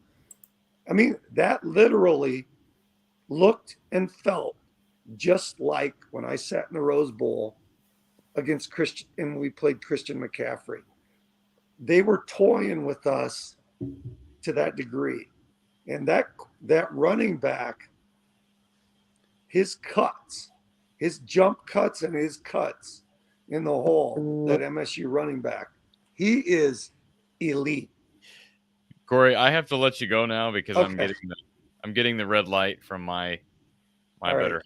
But all right, that's 1:20. You need to get some sleep too because you've crossed time zones. So, right? No, it's 2:20 out where you're at. So time is just. I mean, why do we need clocks? No, we just let Kirk Ferentz tell us what time it is. So that's right. That's Corey, right. thank you for calling in, sir. Appreciate All it. right. Man. Go Hawks. Go Hawks. Appreciate it, man. All right. Our final caller of the night, our Iowa Smokehouse line. We've got Mr. App in 92. Welcome, sir. Hey, can you hear me? We are here and we hear you loud and clear. I might not be, I might have like 2% of my brain capacity working. That's all right. Hey, end of the night. You read my comment earlier. I'm a first-time caller for you guys. I've been listening to you for years. Appreciate that. I don't want to beat the drum on everyone else tonight. Disappointing loss. I think defense, worst performance I've seen in a very long time. Yep. And just going off Corey at the end there, like he said a lot of things. I agree with a lot, but at the same time, like one thing I agreed on is losing Cooper this year has showed to be the biggest loss we've seen in the past for Phil's defense. I feel like that left side of the field has been exposed over and over again. If you go back and see how many passes were to the right side of the field compared to the left side of the field, it was always to the left. They ran to the right, passed to the left. It's an issue Iowa has needed to figure out before this point. And going back to you, Corey, I think 9-3 is not going to get it done this year. It's a disappointing year. Yeah. They should have figured it out up until this point. I know people don't like hearing that, but I'm just saying I don't know what 9-3 accomplishes. It doesn't. At this point, you're playing for a bowl game or maybe a better bowl game. Yeah, and every year from now on, with the divisions gone, the goal has to be 12-team playoff. Yep. If it's not Big Ten championship game and subsequent playoff chances, then it's got to be just at-large playoff. And they're not getting in to the playoff at 9-3. And with this team and all the guys they had coming back, even though they lost Cooper DeJean, like you said, that had to be an expectation. I totally disagree with the last caller on expectations. We did not have too high expectations. This team has just not met them. 9-3 for this team with all those seniors they had coming back, and this schedule, which was very favorable. They avoid USC and Oregon and Michigan and Penn State. No, 9-3 is a disappointing year. Yeah, I mean, like I think you said earlier, up to maybe 18 players leaving next year from the starting lineup. It's a rebuild with the changing environment. Yeah, with the changing environment, the Big Ten, no more divisions, everything going on. It's just like, where does Iowa have to look? Yeah, I like Tim Lester. I think he'll bring in people in the future. But his next 2-3 years, it's not looking good because they're going to rebuild. They're going to lose a lot of players. And looking at the schedule next year, they can go 2-9. They can go 6-6, obviously, but they could lose a lot of games next year. So I'm just looking towards the future because this game super deflating.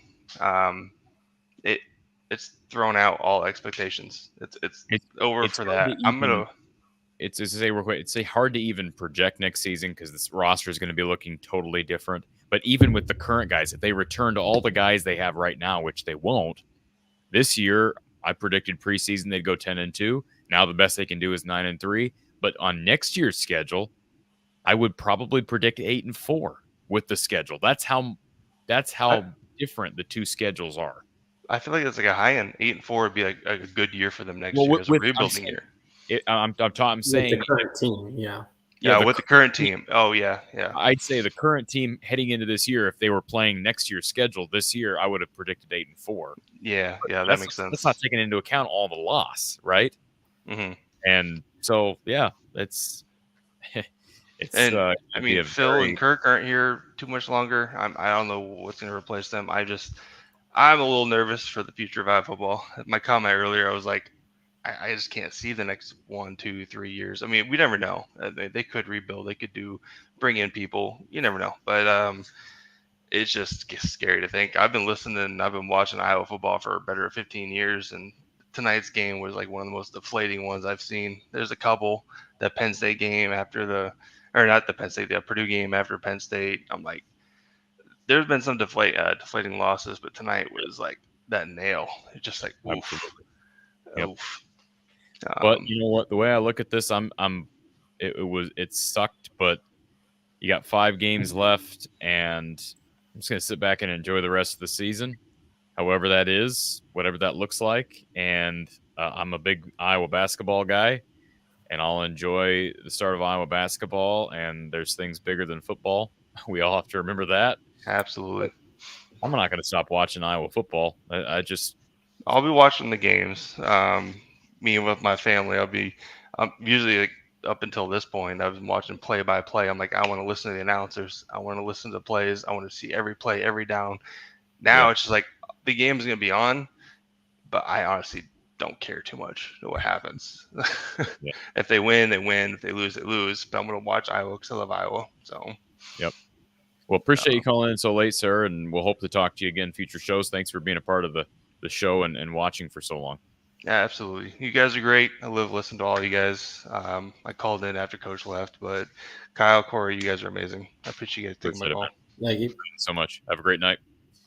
All right, folks. Michigan State defeating Iowa 32-20. The Hawks now, best they can do is 9-3. So bottom line, Kyle, 1:30 in the morning. Get some sleep. You want 2 more thoughts before we leave the audience for the night? Not really, but if you must.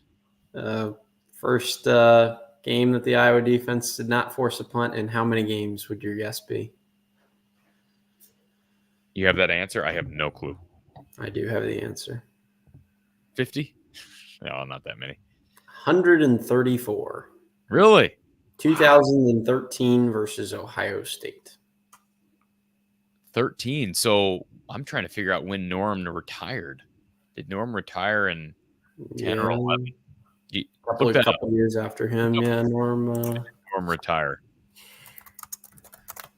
Folks, while Kyle's doing that, just a reminder, if you've not liked the show, be sure to hit that like button and subscribe, and be sure to tell your friends, share the show out on social media. Kyle, when did he retire? 2011. Okay, so just 2 years after his retirement. So yeah, that's 10 years of football. They haven't done that over 10 years. And another video getting a lot of attention on social media. Cade's 2 decent throws to Reese Vanderzee.